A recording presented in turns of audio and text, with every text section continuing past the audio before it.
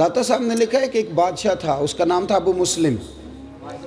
توجہ ہے نا میری بات پر؟ اس نے نا ایک درویش کو قید کر دیا بے گناہ. اللہ تبارک و تعالیٰ کے جو بندے ہوتے ہیں نا، ان کے ساتھ خدائی مدد ہوتی ہے، خدائی مدد. علامہ نورانی رحمۃ اللہ علیہ سے کسی نے کہا کہ حضرت جی وہ آپ کی تو اتنی سیٹیں نہیں تھی قومی اسمبلی میں، تو آپ نے قادیانیوں کو غیر مسلم کیسے قرار دلوا لیا؟ فرمانے لگے اللہ نے کچھ ہمت دی، توفیق دی. تو کہا کچھ تو بتائیں. کہنے لگے جو میں بڑا پریشان تھا نا، تو میں نے سیرت کی کتاب کھولی تو میرے سامنے نا وہ والا چیپٹر کھل گیا جس میں محبوب کریم بدر میں تشریف لے گئے تھے. تو پھر مجھے سمجھ آئی کہ اگر رات مصلی آباد رہے نا، محبوب ساری رات مصلی پہ بیٹھے رہے، اگر رات مصلی آباد رہے تو صبح اللہ بڑی مدد فرماتا ہے. فرماتے ہیں جس رات صبح اسمبلی میں آنا تھا میں بھی ساری رات مصلی پہ بیٹھا رہا، اللہ سے اخلاص بھی مانگتا رہا، توفیق بھی مانگتا رہا، اور جب اسمبلی میں آیا تو بولتا میں تھا مدد میرا رب میری فرماتا. تو داتا صاحب نے لکھا ہے، فرماتے ہیں ایک بادشاہ تھا ابو مسلم، اس نے ایک درویش کو قید کر دیا، بے گناہ ہی قید کر دیا، بے گناہ. بادشاہ بھی اللہ اللہ کرتا تھا. رات کو نا اسے خواب میں نبی کریم علیہ السلام کا دیدار ہوا. تو حضور فرمانے لگے تو نے رب کے ایک دوست کو قید کر دیا. تو وہ آدھی رات کو اٹھا تہجد سے پہلے، اور بادشاہ نے خود آ کے تالا کھولا جیل کا اور اس درویش کو آزاد کیا. جب وہ جانے لگے، وہ درویش سمجھ وہ بھی ساری بات گئے، جانے لگے تو بادشاہ کہنے لگا میں نے آپ کو آزاد تو کر دیا، تو میرے لیے کوئی حکم ہو تو بتائیے گا. تو پلٹ کے کہنے لگے جس کے لیے محبوب آ کے سفارشیں کریں وہ پھر دنیا داروں سے سوال کرے گا. اللہ کے محبوب جس کی سفارشیں کریں وہ پھر دنیا داروں سے سوال کرے گا. گردن کو جھکا دیتا ہے خیرات کا پتھر، جہاں میں مانگنے والوں کے سر کبھی اونچے نہیں ہوتے. وہ ایک شاعر تھا نا، آپ کو یہ شاعروں کا بھی ہر آدمی کی الگ دنیا ہے، اور سارے اپنی اپنی دنیا بسا کے بیٹھتے ہیں، اپنی اپنی اصطلاحات ہوتی ہیں، دوسرے کو قبول کرنے کو تیار. شاعروں کی بھی دنیا ہے. کئی دفعہ یہ بیچارے 5-6 دن منہ بھی نہیں دھوتے، شاعر ناراض نہ ہو جائیں، سب کی بات نہیں کرتا، تو کئی دفعہ یہ قابل رحم بھی نظر آتے ہیں. اسی طرح ایک شاعر ایک چوک میں بیٹھا تھا، مکھیاں بھنک رہی تھیں، تو ایک آدمی جاتی دفعہ نا 5 روپے پھینک گیا. اس نے کہا شاید کوئی فقیر مانگنے والا بیٹھا ہے. تھا بڑا خوددار، اس نے آواز دی، کہنے لگا ادھر آ، یہ پیسے کیوں پھینک گیا؟ کہنے لگا تجھے ضرورت تھی اس لیے. اس نے ایک شعر کہا پر کمال کر دیا. کہنے لگا یہ آرزوئے کرم اور میں آپ سے کروں، یہ آرزوئے کرم اور میں آپ سے کروں، یہ بھیک اس کو دیجئے جس کا خدا نہ ہو، یہ بھیک اس کو دیجئے جس کا. اعلیٰ حضرت فاضل بریلوی چلے گئے نا تیل لینے سرسوں کا دکان پہ، تو سرکار اعلیٰ حضرت سرسوں کا تیل، اس سے کہا ادھر تیل کی بوتل بھر دو. اس نے بھر کے دی. دکاندار نے تو فرمایا کتنے پیسے؟ کہنے لگا ویسے تو 5 آنے کی ہے، آپ ہمارے عالم میں آپ 3 آنے دے دیں. اعلیٰ حضرت نے پورے 5 دیے. فرمایا سارے رکھ، میں احمد رضا ہوں، میں اپنا علم 2 آنے کا نہیں بیچا کرتا. کرو مدح اہل دول رضا.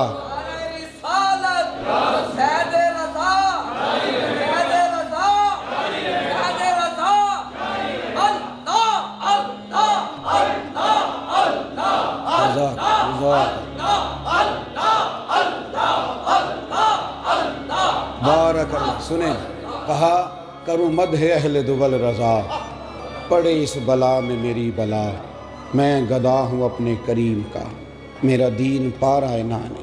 ایک فقرہ داتا صاحب نے لکھا ہے. آپ فرماتے ہیں جب تو اپنی ذات پر، خیر یہ حدیث پاک ہے لیکن آپ اس کی تشریح اپنے لفظوں میں بیان کرتے ہیں. فرماتے ہیں اپنی ذات پر سوال کا دروازہ نہ کھول بیٹھنا، ورنہ تیرے لیے زندگی بڑی دشوار ہو جائے گی. اپنی ذات پر سوال کا دروازہ نہ کھولنا، کبھی ہاتھ نہ پھیلانا. جو ہاتھ پھیل جاتا ہے وہ دوبارہ پلٹ کر کبھی واپس. بڑی باوقار زندگی ہوتی ہے ان لوگوں کی جنہیں اللہ نے جو دیا ہوتا ہے وہ اس پر راضی ہوتے ہیں، اور جہاں رب کریم نے انہیں بٹھایا ہوتا ہے بڑے مطمئن ہوتے ہیں، بڑے شاندار ہوتے ہیں. داتا صاحب کی ساری تعلیمات انسانیت سے بات کرتی ہیں، وہ تربیت سے بات کرتی ہیں، بڑی صاف ستھری زندگی گزاری. اور یہ دنیا اسلام کے وہ عظیم صوفی ہیں لوگوں کا عرس سال کے بعد ہوتا ہے، ان کا روزانہ ہی عرس ہوتا ہے، ہر جمعرات کو ہی عرس ہوتا ہے۔ درباروں پہ دیگیں کبھی کبھی پکتی ہیں، داتا صاحب ہر وقت ہی پکتی رہتی ہیں، ہر وقت ہی وہاں رونقیں رہتی ہیں، ہر وقت ہی۔ پاکستان کی ایک خاتون وزیر اعظم گزری ہیں، انہوں نے اپنے قلم سے لکھا ہے ایک جگہ پہ، کہتی ہیں مجھے کسی نے کہا کہ اتنی بڑی جگہ ہے تو یہاں پلازے بنا دیے جائیں تو بڑے کام آئیں گے سرکاری، اور بہت سارا مال جو ہے وہ ہمارے ہاتھ آئے گا۔ تو کہتی ہے میں بغیر پروٹوکول کے ایک دن میں نے وزٹ کرنے کا ارادہ کیا، لیکن جب میں داتا صاحب گئی، چونکہ بغیر پروٹوکول کے گئی تھی، تو کہتی ہیں میں نے وہاں نہ جھانک کے دیکھا تو بڑے بڑے غریب لنگر کھا رہے تھے، سوئے ہوئے تھے۔ پتہ نہیں کون تھا جس نے میرے دل میں یہ بات ڈالی کہ پلازے بن گئے تو امیروں کے کام آئیں گے، یہ جگہ کھلی رہنے دو، غریبوں کے کام آ رہے ہیں۔ داتا صاحب رحمۃ اللہ تعالیٰ علیہ اس شخصیت کا نام ہے کہ جو معیار ہے تعلیم کا، تربیت کا، فیضان کا۔ داتا صاحب رحمۃ اللہ علیہ آپ یہ نہ سمجھیں کہ وہاں 15-20 لوگ میں نے دیکھے ہیں کہ ان کے لمبے لمبے بال تھے اور وہ بڑے مہینوں سے وہی بیٹھے ہوئے تھے تو انہوں نے ایک بڑی معرفت کی بات سنا دی، تو یہ کوئی کمال نہیں۔ داتا صاحب رحمۃ اللہ تعالیٰ علیہ نے اپنی کتاب علم سے شروع فرمائی ہے، اور سب سے پہلے آیت وہ لکھی ہے جو میں نے تلاوت کی۔ داتا صاحب فرماتے ہیں انما یخشی اللہ من عبادہ العلماء، اللہ کے بندوں میں سے اللہ سے ڈرتے وہی ہیں جو عالم ہیں۔ یہ آیت آپ نے لکھی ہے سب سے پہلے، اور پھر اس کی تشریح کے اندر جاتے ہیں تو داتا صاحب رحمۃ اللہ علیہ فرماتے ہیں کیونکہ علم بہت بڑا ہے اور انسان کی عمر تھوڑی ہے، لہذا اسے نبی پاک علیہ السلام کے اس فرمان پر ضرور عمل کرنا چاہیے کہ ماں کی گود سے لے کر قبر کی دیوار تک ہمیشہ سیکھتا ہی رہے۔ پھر آپ آگے بڑھتے ہیں تو آپ فرماتے ہیں تم نے کس سے سیکھنا ہے؟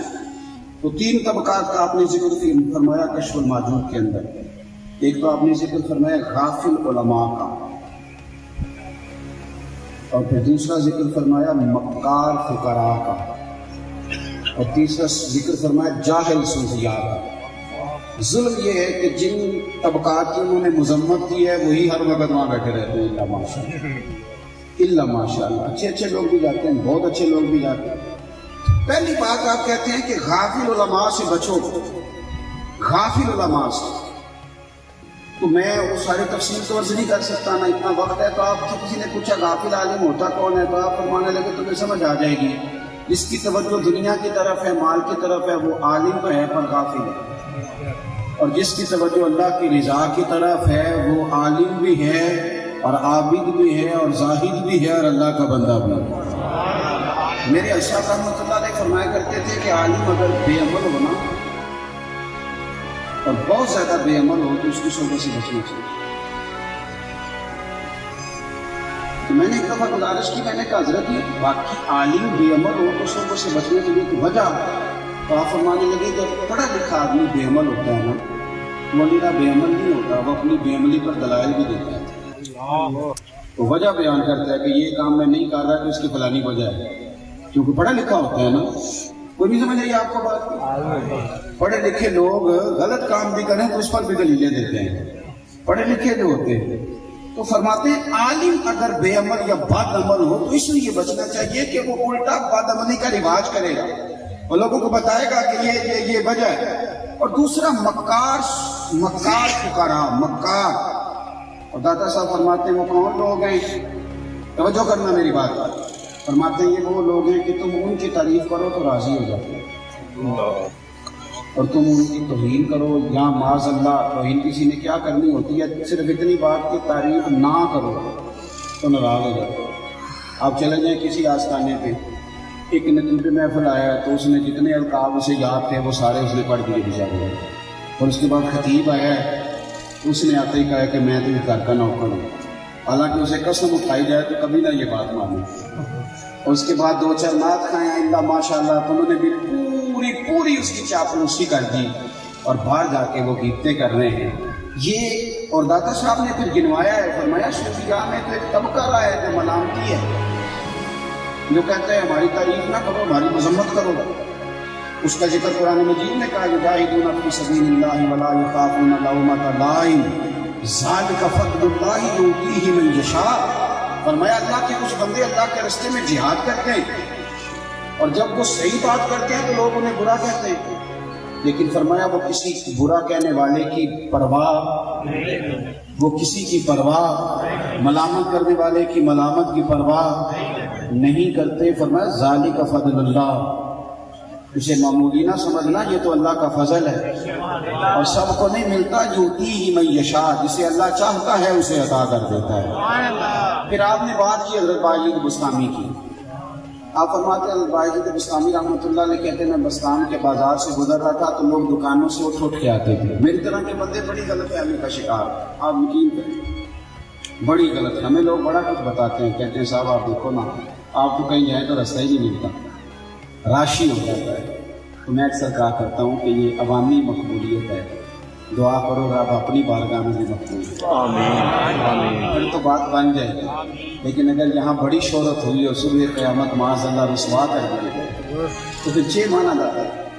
تو بھائی یہ غلط فہمی ہو جاتی ہے ہمیں، ہم کہتے ہیں اپنی نجی محفل میں کہ فلانا بندہ اس لیے بلاتا ہے کہ اس کا مجمع بڑا ہوگا، یہ غلط فہمیاں ہمیں رہتی ہیں۔ تو حضرت باجید بستامی رحمۃ اللہ تعالی علیہ آپ گزر رہے ہیں بستان کے بازار سے تو داتا گانی بخش علی حویلی فرماتے ہیں کہ لوگ دکانیں چھوڑ کے آنے لگے، گاہک کہہ رہا ہے سودا دو تو وہ کہہ رہا پیچھے ہٹ جاؤ، میں نے حضرت باجید کو سلوٹ کرنا ہے۔ اگرچہ اس پذیرائی کے پیچھے بھی رب کی بہت بڑی رضا ہوتی ہے، لیکن انسان کو تو غلط فہمی کا شکار نہیں نہ ہونا چاہیے۔ تو لوگ بڑے آ رہے تھے تو حضرت باجید بستامی فرماتے ہیں میرے اندر سے ایک آواز آئی کہ بادشاہ بھی آ جائے نا کبھی تو اس طرح لوگ دکانیں نہیں چھوڑ کے آئیں گے۔ میرے اندر سے رمضان کا مہینہ تھا تو میرے اندر سے نا آواز آئی کہ تو جتنا آدمی مقبول ہے اتنا کوئی دوسرا ہے ہی نہیں، اتنی شہرت۔ تو آپ فرماتے ہیں اسی وقت مجھے سمجھ آ گئی کہ میرا نفس مجھے دھوکہ دے رہا ہے، تو پھر میں نے ملامت کی طرف بڑھنا مناسب سمجھا۔ رمضان کا مہینہ تھا، جگہ جگہ کھجوریں لگی ہوئی تھی اور زمانہ ملنے آ رہا تھا۔ حضرت باجید بستامی کہتے ہیں میں ریڑھی پہ کھڑا ہوا، کھائی نہیں کھجور، پر اٹھا کے میں نے منہ میں رکھ لیا۔ لوگ کہنے لگے دفع کرو، یہ بھی کو بلی ہے، اس نے روزہ نہیں رکھا ہوا، یہ بھی کو بلی۔ لوگ بھی تو 1 منٹ ہی لگاتے ہیں، وہ تیری آنکھ کو یا سنگ ملامت کی چبھن، کون پہنچا ہے میرے درد کی گہرائی تک۔ دور شہرت میں تو یاروں نے کیا یاد بہت، پر ساتھ آیا نہ کوئی کوچے رسوائی تک۔ تو فرماتے ہیں لوگ چونکہ تعریفیں کر رہے تھے تو میرا ذہن کچھ اور بن گیا تھا، اٹھ بلیا چلو تھے بسیے جتے بس دینی سارے ین نہ کوئی ساڈی ذات پچھانے نہ کوئی سانو مننے۔ فرماتے ہیں کہ میں نے اسی وقت کھجور کھائی تو وہ جو تعریفیں کر رہے تھے وہ کہنے لگے یار چھوڑو، غلط فہمی میں تھے، کہتے دنیا ہٹ گئی۔ لیکن جا کے جب میں نے زور کی نماز پڑھی تو جو مزہ سجدے میں آیا، اور داتا صاحب رحمۃ اللہ نے اسی کشف ماجور میں لکھتے ہیں، فرماتے ہیں حضرت موسیٰ نے پوچھا تھا، حضرت موسیٰ کلیم علیہ السلام نے عرض کیا تھا اللہ تو کہاں ملتا ہے؟ تو رب کریم نے فرمایا موسیٰ میں ٹوٹے ہوئے دلوں میں ملا کرتا۔ یار یہ سکھی بندہ تو بیت اللہ شریف جا کے نہیں روتا، وہ تو مدینے جا کے نہیں روتے، اور جو امیر بندے ہوتے ہیں وہاں انہیں پتہ ہوتا ہے کہ اگلے مہینے میں نے دوبارہ آنا ہے۔ لیکن میں نے دیکھا ہے جو کمیٹی ڈال کے جاتا ہے اسے پتہ ہوتا ہے کہ پتہ نہیں دوبارہ آؤں گا کہ نہیں آؤں گا، وہ تو پھر مسجد نبی کے دروازوں سے بھی لپٹ کے روتا ہے، اور جس کی بیٹی تکلیف میں ہوتی ہے وہ تو خانہ کعبہ کے غلاف سے چمٹ کے روتا ہے، نہ بچا کے تو رکھ اسے تیرا آئینہ ہے وہ آئینہ، شکستہ ہو تو عزیز تر ہے نگاہ آئینہ ساز میں۔ تو داتا صاحب رحمۃ اللہ تعالیٰ علیہ فرماتے ہیں کہ تم یہ تاریخ کے چکر میں نہ پڑو، اس سے باہر نکلو، لوگوں میں پذیرائی ہو بھی گئی تو کیا ہوا۔ ایک جگہ پہ میں حاضر ہوا تو مجھے ایک صاحب کہنے لگے آج اس طرح کی تقریر کرنا بندے راضی ہو جائے، میں کہیں جی نہ کرنا جتنا اللہ راضی ہو جائے، بندوں کا کیا ہے، سارے تو راضی ہو ہی نہیں سکتے۔ کچھ کا خیال ہوتا ہے کہ پیر کے کپڑے پھٹے پرانے ہونے چاہیے، اب کیسے پھٹے پرانے پہنے جب اللہ نے صحیح دیے ہوئے ہیں، اور کچھ کا خیال یہ ہوتا ہے کہ پیر صاحب کا بڑا اعلیٰ قسم کا رکھ رکھاؤ ہونا چاہیے تو پھر پیر جچتا ہے۔ تو میں نے کہا کیسے پورے اتریں گے، وہ کام کریں جس سے اللہ راضی ہے۔ اور تیسرا پھر فرماتے ہیں غافل صوفیاء سے بھی بچو۔ حضور یہ غافل صوفی کون ہوتا ہے؟ تو فرمانے لگے جو حالات دیکھ کے پیر بن گئے، جسے تربیت نہیں لی ہوئی، بیٹھک ڈال کے بیٹھ گیا، اسے پتہ ہے کہ آج کل لوگوں کو جن بڑے ہوتے ہیں، تو اس نے وہ بیماریاں بھی بورڈ پہ لکھ دی ہیں جو ابھی تک دنیا میں پیدا ہی نہیں ہوئی، وہ والی بھی اس نے بورڈ پہ لکھ دی۔ اس طرح کا ماحول ہے. یعنی عجیب منظر ہے نا, بندہ روٹیاں مانگ رہا ہے دروازہ دروازہ اور قسمت کا حال بتا رہا ہے. اپنی اس کی اتنی خراب ہے بیچارے کی کہ اسے مانگ کے کھانا پڑتا ہے, اور لوگ اس سے بھی قسمت کا حال پوچھنے کے لیے. پھر داتا صاحب رحمۃ اللہ علیہ آگے بڑھتے ہیں تو آپ فرماتے ہیں کہ کثرت کلام سے بچو, زیادہ باتیں تمہارا وقار خراب کر دیں گے. داتا صاحب فرماتے ہیں بولنا نعمت بھی ہے اور زحمت بھی ہے. اور عجیب مثال دی ہے داتا صاحب نے, عجیب مثال. اور میں آپ یقین کریں, میری تو بڑی تربیت ہوئی اس کو پڑھ کے. داتا صاحب فرماتے ہیں جس طرح لوگوں کو شراب کا نشہ ہے نا, اس طرح بولنے کا بھی نشہ ہے کہ نہیں؟ ویسے یہ بڑا سیاح بندہ بھی بات کر رہا ہو تو بندے بیچ میں کہیں گے جی قطع کلامی معاف, پہلے میری سن لی. تو میں کہتا ہوں ہم نے تو ابھی معاف کیا ہی نہیں اور آپ نے بات شروع بھی کر دی ہے. آپ گن پوائنٹ پہ معافی لیں گے؟ آپ نے کہا قطع کلامی, تو بھئی آپ ہم سے پوچھ لیں کہ ہم نے معاف کیا کہ نہیں کیا. آپ نے خود ہی معافی مانگ لی, خود ہی آگے چلے گئے. داتا صاحب رحمۃ اللہ علیہ نے حدیث لکھی ہے, فرماتے ہیں نبی پاک صلی اللہ علیہ وسلم فرماتے ہیں کہ مجھے اپنی امت کا جس چیز کا سب سے زیادہ خوف ہے وہ ان کی زبان کا ہے. ہم صحیح باتیں نہیں کرتے, وہ تکلیف دیتے, وہ لوگوں کو اذیت میں مبتلا. پھر داتا صاحب آگے بڑھتے ہیں, توجہ ہے میری بات کا؟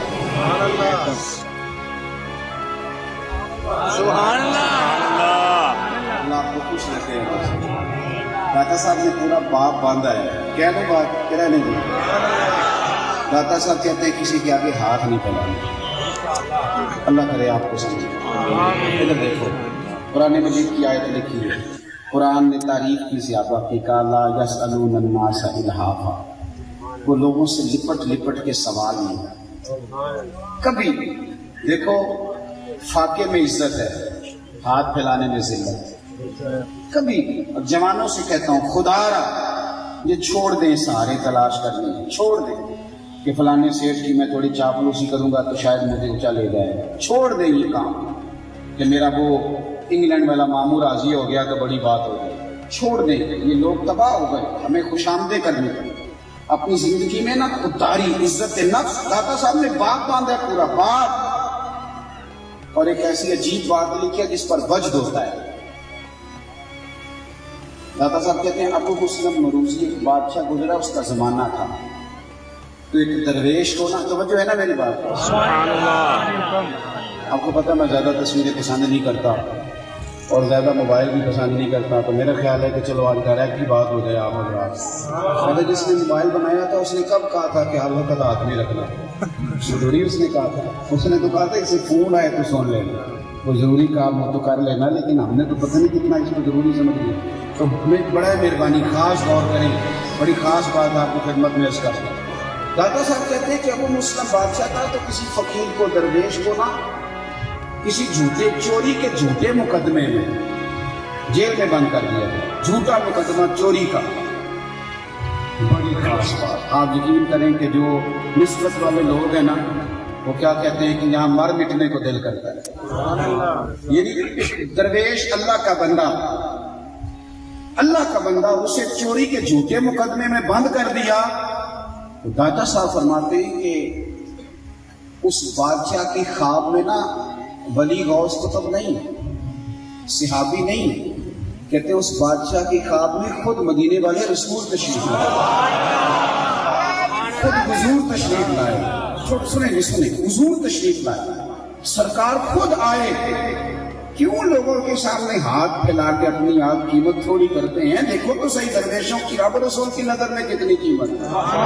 خود سرکار تشریف لائے اور حضور فرمانے لگے, سنو, داتا صاحب نے لکھا ہے, سرکار فرمانے لگے تو نے اللہ کا ایک دوست قید کر دیا ہے, اس نے کوئی چوری نہیں کی, جھوٹا مقدمہ, جا جا کے اسے آزاد کر. بادشاہ نے بھی کوئی پولیس والا نہیں بھیجا, خود اٹھا, نہ سر پہ کپڑا باندھا نہ پیروں میں جوتے, دوڑا گیا, دوڑا جا کے جیل کا دروازہ اپنے ہاتھوں سے کھولا, درویش کو باہر نکالا اور پھر ان کے ہاتھ چومے اور پھر ان کو جو اس وقت خدمت کر سکتا تھا کی, کھانا کھلایا, پانی پلایا. جب وہ رخصت ہونے لگے نا, اللہ کرے سمجھ آ جائے اور ہمیں خودداری ہمارے دلوں میں پیدا ہو جائے. بھائی گردن کو جھکا دیتا ہے خیرات کا پتھر, اور جہان میں مانگنے والوں کے سر کبھی اونچے نہیں ہوتے.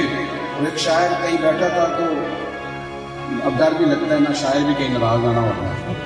تو کئی شاعر ایسے ہوتے ہیں ان پہ رحم بھی بڑا ہوتا ہے، بیچارے کتنے کتنے دن منہ نہیں دھوتے، سارے نہیں، وہ بیچارہ بڑی خستہ حالی میں کہیں بیٹھا تھا ساگر صدیقی کی طرح، تو کوئی بندہ گزرا تو 5 روپے اسے دے گیا، تھا خوددار، اس نے آواز دی، اس نے کہا یہ کیا ہے؟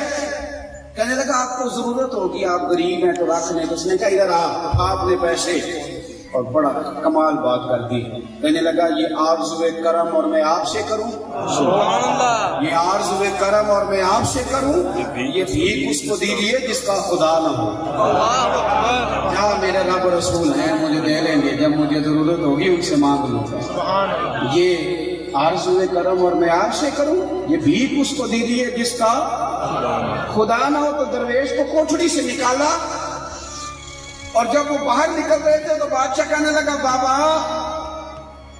کوئی حکم ہوا تو بتانا، کبھی تو میرے لائق خدمت ہوئی تو بتانا۔ تو بابا جی نے رخ پھیرا، میرے دادا صاحب فرماتے ہیں رخ پھیر کے بابا کہنے لگا یار تجھے ابھی بھی سمجھ نہیں آئی، کیا ہوا؟ کہنے لگے جو رات تجھے سوتے کو اٹھائیں اور اٹھا کے تجھے میری طرف بھگائیں، اور پھر تو نہ جوتے پہننے کے قابل رہے نہ کپڑا لینے کے، اور میرا دروازہ کھلوائیں، بتا وہ پھر مجھے کسی دنیا دار کی حاجت رہنے دیتے ہیں؟ جا کے مجھے دنیا داروں کی ضرورت نہیں۔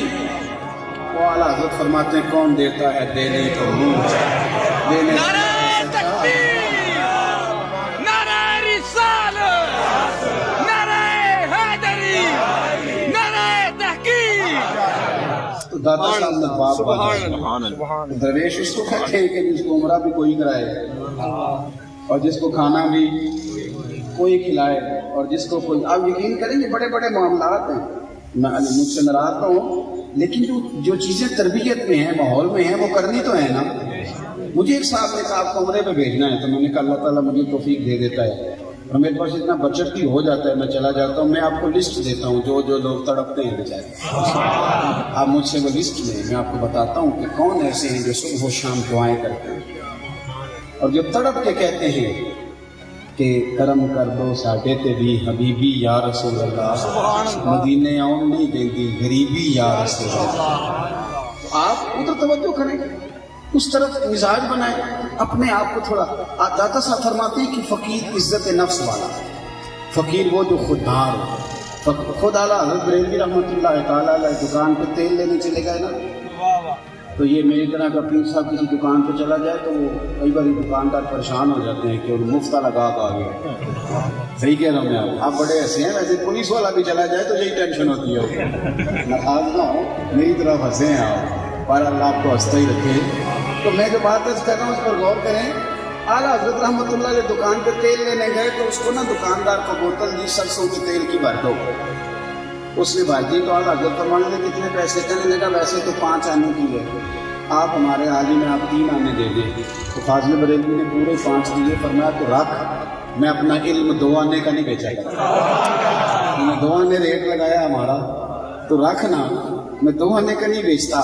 ساتھ یاد رکھیں خودداری، اور یہ داتا صاحب کی تعلیم ہے، داتا صاحب، اور وہاں بڑے بڑے عجیب ہمیں قصے سننے کو ملتے ہیں، بڑی بڑی عجیب کیفیات اور بڑی بڑی محفل میں اور بڑی بڑی چاپلوسیاں، خدا را بچے۔ داتا صاحب آگے بڑھتے ہیں، میں بات جلدی سمیٹنے لگا ہوں۔ داتا صاحب فرماتے ہیں زندگی میں احسار پیدا کرو، اپنی زندگی میں احسار پیدا کرو اور احسار لے کے آؤ، دوسروں کے لیے قربانی دو۔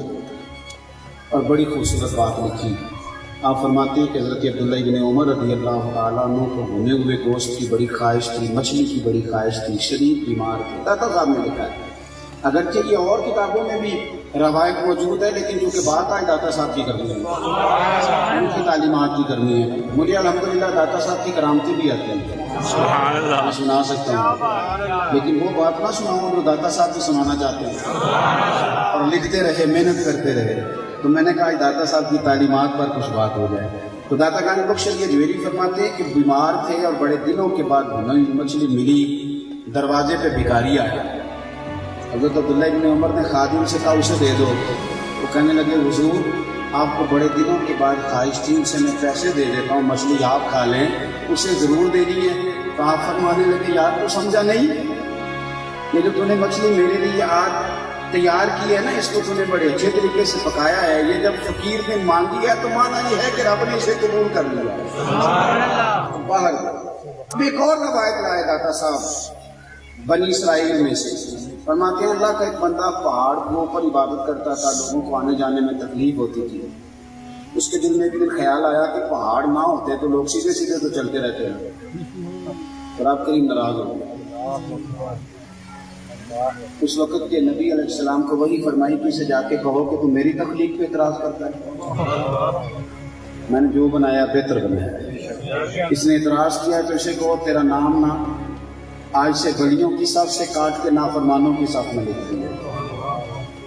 پیغمبر نے خبر دی اس عابد کو کہ تیرا نام کاٹ کے نا بلیوں کی صف سے نافرمانوں کی صف میں لکھا ہے، اللہ نے مجھے پیغام دیا ہے۔ تو وہ بندہ نا سجدے میں گر گیا کہ اللہ تیرا شکر ہے،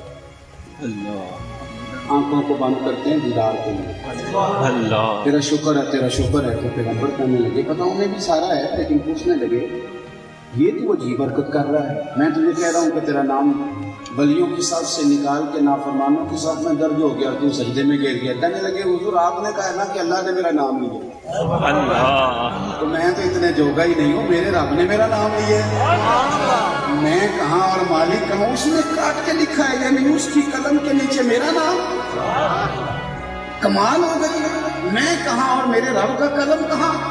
پھر کہنے لگا آپ پیغام لے کے آئیں تو میرا بھی چھوٹا سا پیغام دے دیں گے۔ رب کے پیغمبر علیہ السلام فرمانے لگے لے جائیں گے تو بات کر۔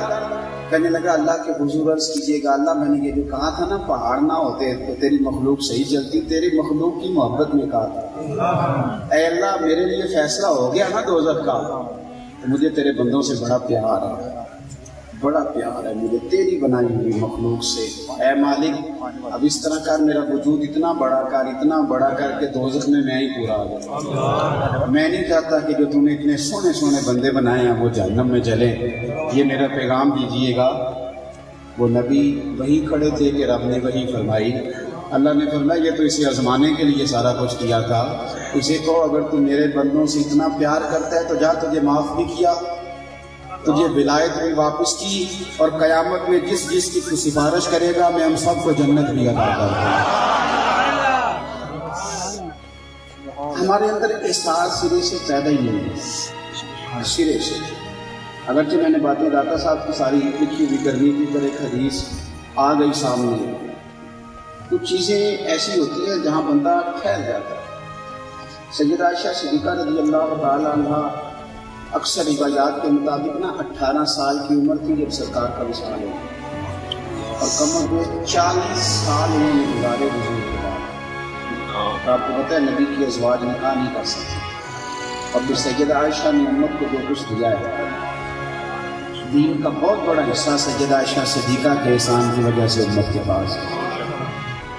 سیدہ پاک نے نا چونکہ وہی حضور ان کے حجرے میں آرام فرماتے تھے، ایک قبر میں سرکار آرام فرمائے، دوسری میں حضرت ابوبکر، ایک قبر کی جگہ اپنے لیے رکھ لی تھی، شاید اتنا بڑا کسی اور کو نفع نہ ملے، اور وہ باقاعدہ مالکہ تھی، سرکار نے گھوڑا انہیں دیا ہوا تھا، حضرت عمر کو زخم لگ گیا 26 ذی الحجہ کو، حضرت فاروق اعظم نے نصیحتیں کی، سمجھ گئے کہ اب میرا اللہ کے حضور حاضری کا وقت آیا، اپنے بیٹے کو بلا کے کہنے لگے پتر ضد نہ کرنا، پردے کے پیچھے جا کے نا ام المومنین سیدہ عائشہ صدیقہ کو سلام کر دو، اور پتر ان سے کہنا کہ اماں جی ضد نہیں، لیکن میں نے نا زندگی مصطفیٰ کے دین کے مشن سے گزار دی ہے، اور میں ابو بکر صدیق کا بھی وفادار رہا ہوں، اگر آپ اجازت دے دیں تو میں آپ کے حجرے میں ایک جگہ بچی ہے وہاں لیٹنا چاہتا ہوں، حضور کے قدموں میں جگہ پانا چاہتا ہوں اگر اجازت دیں۔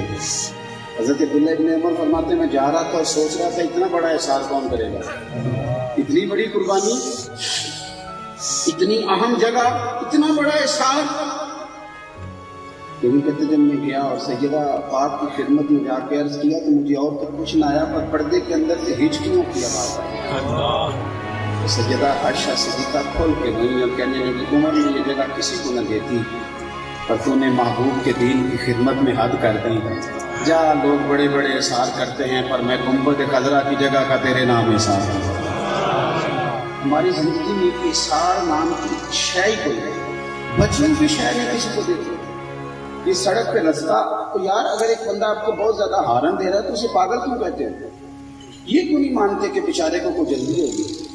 گھر سے کوئی سخت فون آ گیا ہوگا, کوئی مجبوری ہو سکتی ہے, کچھ تو مجبوریاں رہی ہوگی, یوں ہی کوئی بے وفا نہیں ہوتا. تھوڑا سا اپنی زندگی میں ایثار کا مزاج بنائیں, تھوڑی قربانی, تھوڑا جذبہ, تھوڑا ضرب. میں اور نہیں کوئی بات کرتا, میں تو اس اسٹیج کا آدمی ہوں تو میں یہاں سے بڑا کچھ سیکھتا ہوں. میں محفلیں کرانے والوں کو بڑے مجبور لوگ سمجھتا ہوں, بڑے بیچارے. میری طرح یہ پیر صاحب آ گئے اسٹیج پہ, وہ کہتے ہیں چھیتی کرو میں جانا. ایک نعت خان کا پیار والا آیا ہوا, وہ کہتا ہے جی میرے دل پہ خون بڑے آ رہے ہیں, میں نہیں جانا. اور ایک اس محفل میں جو بڑا پارٹیسپیٹ کرنے والا وہ اپنا بندہ لے کے آ گیا, کہتے اس کی تلاوت کراؤ, اس نے بھی جانا ہے. تو وہ جس نے ذوق کے لیے یہ اجتماع منعقد کیا وہ بڑی مشکل کا شکار ہے, وہ بڑا پریشان ہے. اور میں نے دیکھا ہے کہ گھبرائے ہوئے منتظمین کامتے کامتے آپ کی مہربانی, آپ کی مہربانی. اور کئی بڑے اعلیٰ اجتماع ہوتے ہیں وہ بند ہو گئے صرف اس لیے کہ ہم تھوڑا احسار نہیں کر سکتے, ہم تھوڑی قربانی نہیں دے سکتے. میں کئی دفعہ آپ سے کہتا ہوں کہ پہلے تو آپ محنت کریں چیزوں کو, چیزیں خراب ہوں ہی, اور اگر ایسا ہو تو تھوڑی تھوڑی دیر کے لیے قربانی دیں, اظہار کریں, اپنے مزاج کے اندر وہ چیزیں پیدا کریں. ہماری مساجد کے اندر ایک بہترین عالم خدمت سر انجام دے رہا ہوتا ہے, زبردست سارے کام کر رہا ہوتا ہے, اور مسجد میں آنے والے 100 بندوں میں سے 2 بندوں کے معیار کو پورا نہیں ہوتا. وہ 2 بندے یہ نہیں دیکھتے کہ چلو میری طبیعت سے میچ نہیں کرتا, دین کا کام تو کرتا ہے. وہ 2 بندے سارا زور لگا دیں گے اسے فارغ کرائیں گے. ہماری طبیعتوں میں احساس ہے, یہی حال ہمارے گھروں میں ہے. ہم گھر کو معاذ اللہ دوزخ بنا لیں گے, لیکن اپنی ایک خواہش قربان کرنے کو تیار چھوڑ دیں. کچھ خواہشات کو آپ ماں باپ کی خاطر چھوڑ دیں, کچھ چیزیں بیوی چھوڑ دے اپنے شوہر کی خاطر, کچھ چیزیں چھوڑ دے شوہر اپنی بیوی کی خاطر, کچھ چیزوں کو سمجھ لیں, تھوڑا سا ماحول کو سمجھ لیں, اظہار کریں. آخری بات آپ حضرات کی خدمت میں یہ کریے کہ داتا گنج بخش علی حجویری رحمۃ اللہ علیہ کا مشن مذہب ہے, مشن. میں رات کو جھنگ کے علاقے میں تھا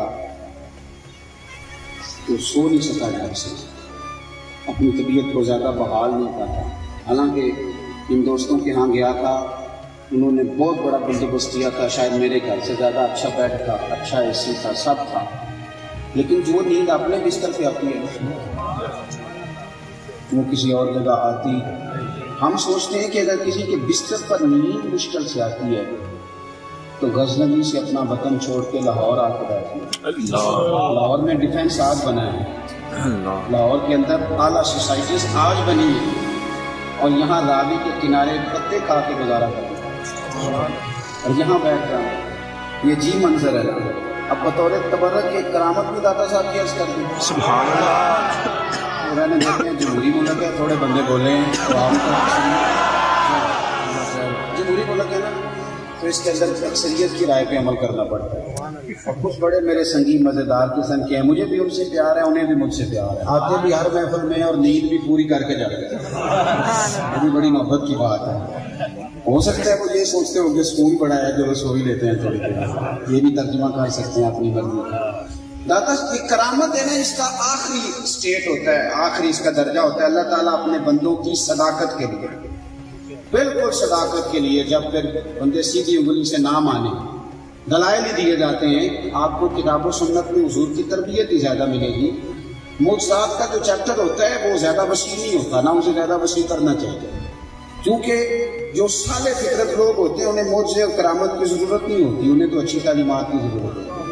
لیکن کبھی کبھی پھر کہنا پڑ جاتا ہے کہ کسی کسی پکڑا پوار گندل ایسی اور بھی بوٹیاں جا رہی ہیں, کبھی کبھی پھر اس طرح بھی بندے کو آنا پڑ جاتا ہے. داتا صاحب رحمۃ اللہ علیہ کے حالات میں لکھا ہے کہ یہاں راوی کنارے آپ بیٹھے ہوتے تھے تو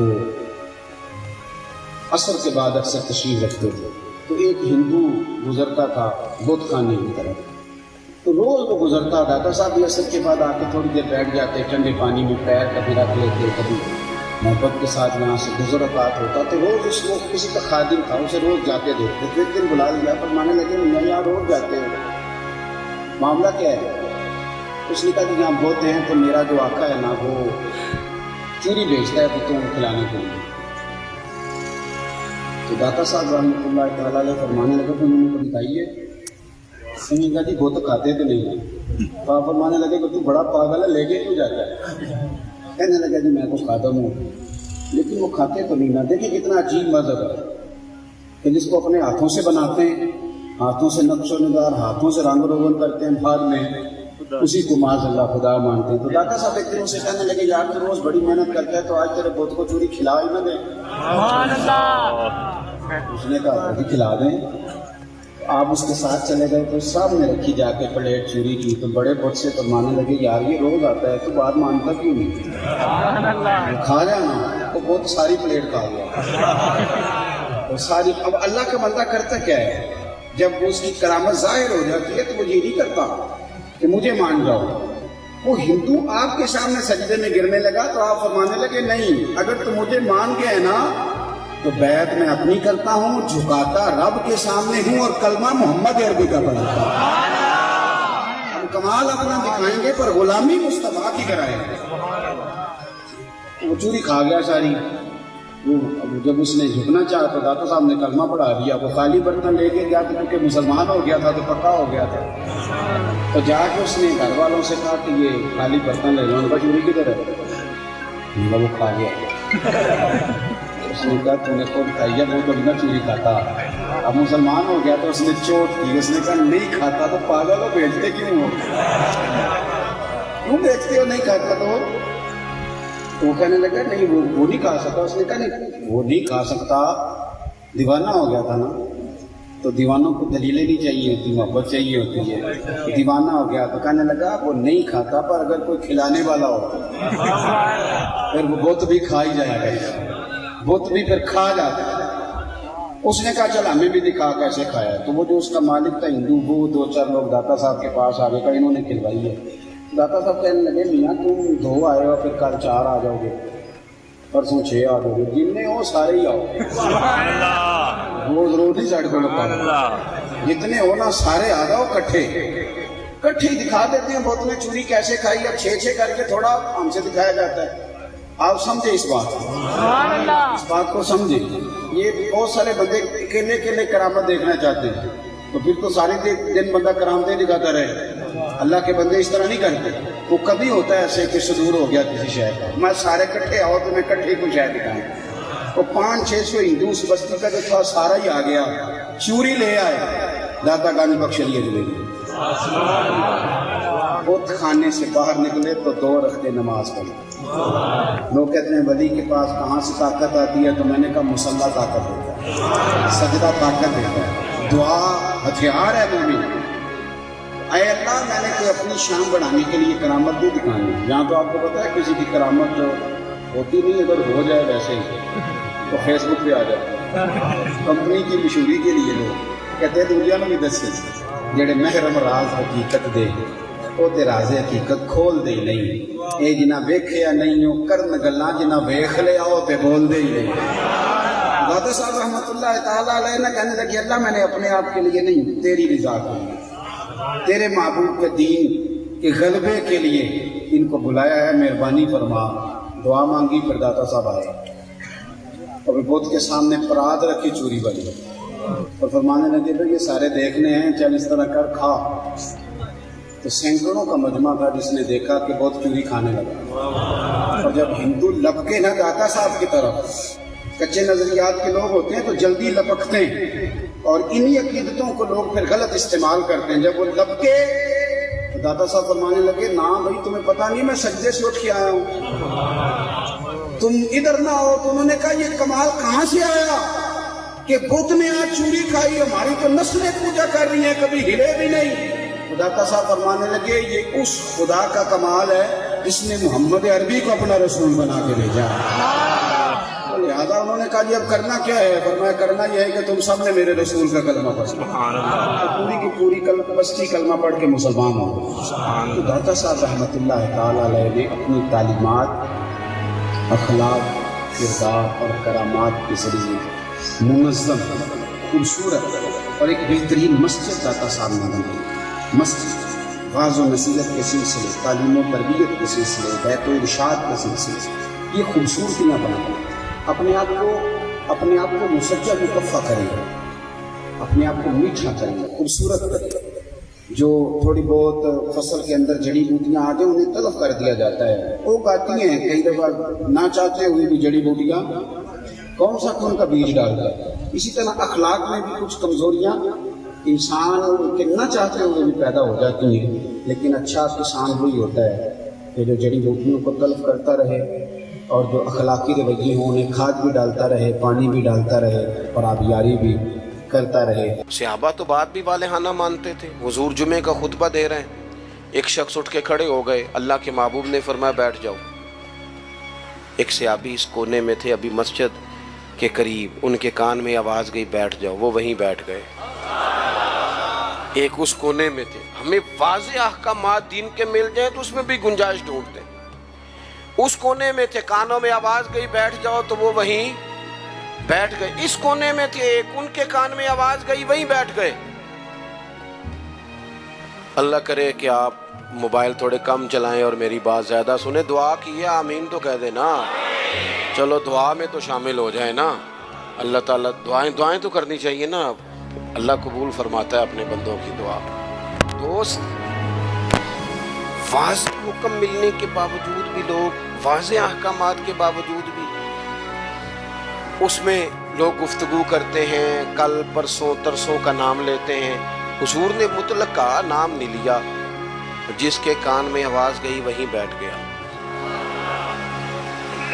یہ وہ نظارے ہیں جو زمین نے دیکھے ہیں، آسمان نے دیکھے ہیں۔ اتنی وارفتگی حکم ماننے میں، اتنی وارفتگی، بیٹھ گئے۔ تکمیل جمعہ پر محبوب نے فرمایا آپ کہاں تھے؟ یا رسول اللہ صلی اللہ تعالی علیہ وسلم، وہ آپ کا حکم آیا تو میں اسی کونے میں بیٹھ گیا تھا۔ آپ کہاں تھے؟ حضور حکم ملا تو اس کونے میں بیٹھ گیا۔ آپ کہاں تھے؟ حضور حکم ملا تو میں اس کونے میں بیٹھ گیا۔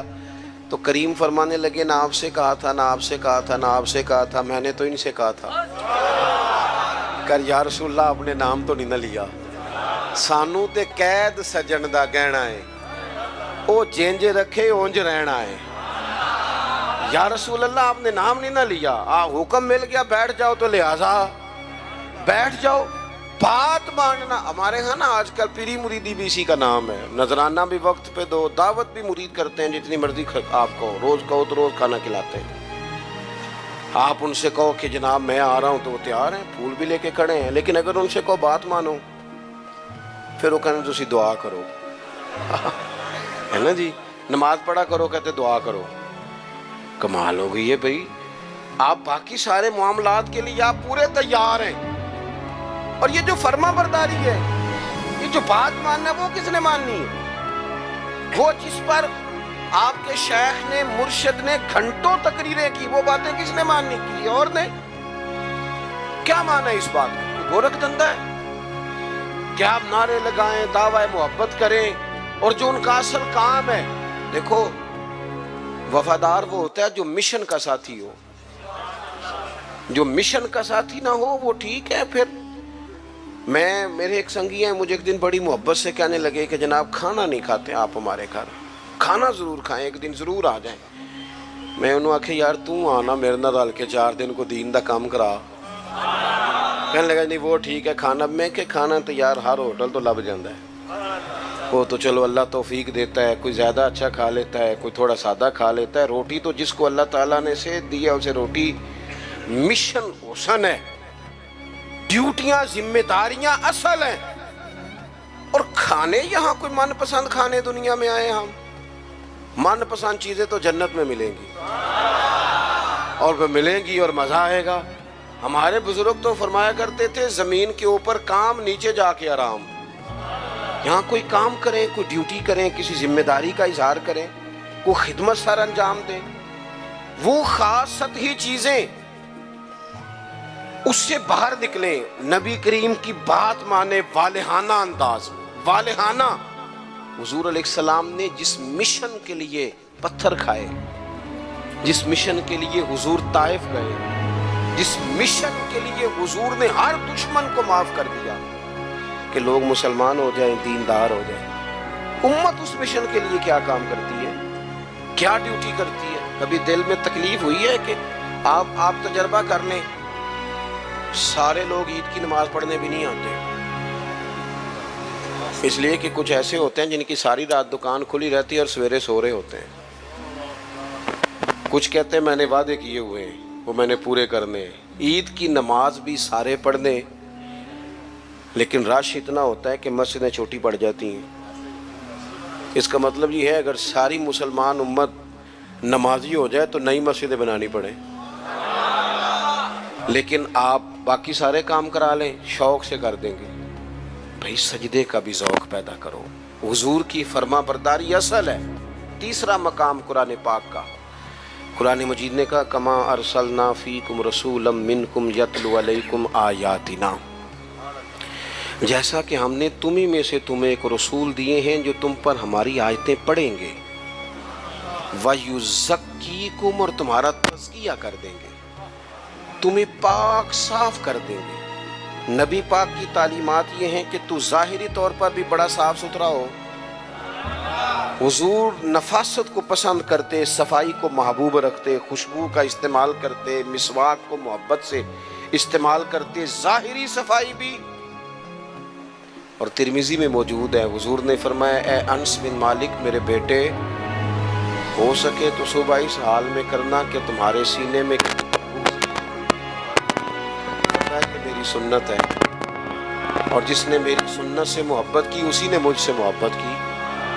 نرے دانت صاف کرنا ہی سنت نہیں، دل صاف کرنا بھی سنت ہے، باطن بھی صاف ہونا چاہیے، انسان کے اندر سے ساری بیماریاں نکل جائیں۔ عزیز دوست، تزکیہ ہو، حسد سے خالی ہو سینہ، بغض سے خالی ہو۔ یہ جو روحوں پر بوجھ ہوتا ہے یہ حسد کا ہوتا ہے، یہ باطن پر دھبا ہوتا ہے یہ عداوت کا ہوتا ہے، یہ کچھ چیزیں جو ہمیں بالکل بے قرار کر دیتی ہیں یہ تکبر کا روگ ہوتا ہے، یہ عجب خود پسندی یہ اندر انسان کے جوار بھاٹا پیدا کر دیتی ہے۔ اگر بندہ ہو جائے سادہ، حضرت باجدید بستامی رحمۃ اللہ علیہ کھڑے تھے تو ایک شخص نے آپ سے پوچھا حضرت خواجہ پیر باجدید بستامی سے ملنا ہے۔ آپ فرمانے لگے یہ جو بندہ جس کا تم نے ابھی نام لیا ہے نا، اس کو ڈھونڈتے مجھے 30 سال ہو گئے، مجھے نہیں ملا۔ 30 سال یہاں بیچارے نقیب ان کی کلاس لگ جاتی ہے اگر وہ لقب تھوڑے بیان کریں تو لسٹوں میں لکھ کے دیے جاتے ہیں، یہ نام نہیں لیا، یہ نام نہیں لیا، فلانے چودھری کا نام رہ گیا، فلانے کا رہ گیا، فلانے کا۔ وہ چھوڑ دیں بھائی، یہ تو حضور کی تعریف کی محفل ہے، اس میں باقیوں کی تعریفیں کدھر سے آ گئی، کدھر سے آ گئی؟ یہ تو نبی پاک علیہ الصلوۃ والسلام کے ذکر پاک کی مجلس ہے۔ دوستو آپ غور کریں گے اور چیزوں کو سمجھیں گے۔ خواجہ باجدید بستامی سے اس نے کہا میں نے ملنا ہے، فرمانے لگے 30 سال سے ڈھونڈ رہا ہوں، ملا نہیں۔ وہ سائڈ پہ جا کے ایک بندے سے کہنے لگا میں نے حضرت خواجہ پیر شیخ باجدید بستامی سے ملنا ہے۔ کہنے لگے ابھی تو وہاں کھڑے تھے تمہارے پاس۔ کہنے لگا میں نے تو پوچھا ہے۔ کہنے لگے اصل میں یہ جو تم نے لائن لگائی ہے نا القابات کی، یہ وہ مانتے نہیں اپنے آپ کو، نہ حضرت نہ خواجہ نہ پیر نہ صوفی، وہ تو نیرا باجدید کہتے ہیں، اور اس میں بھی کئی دفعہ روتے ہیں رب کی بارگاہ میں۔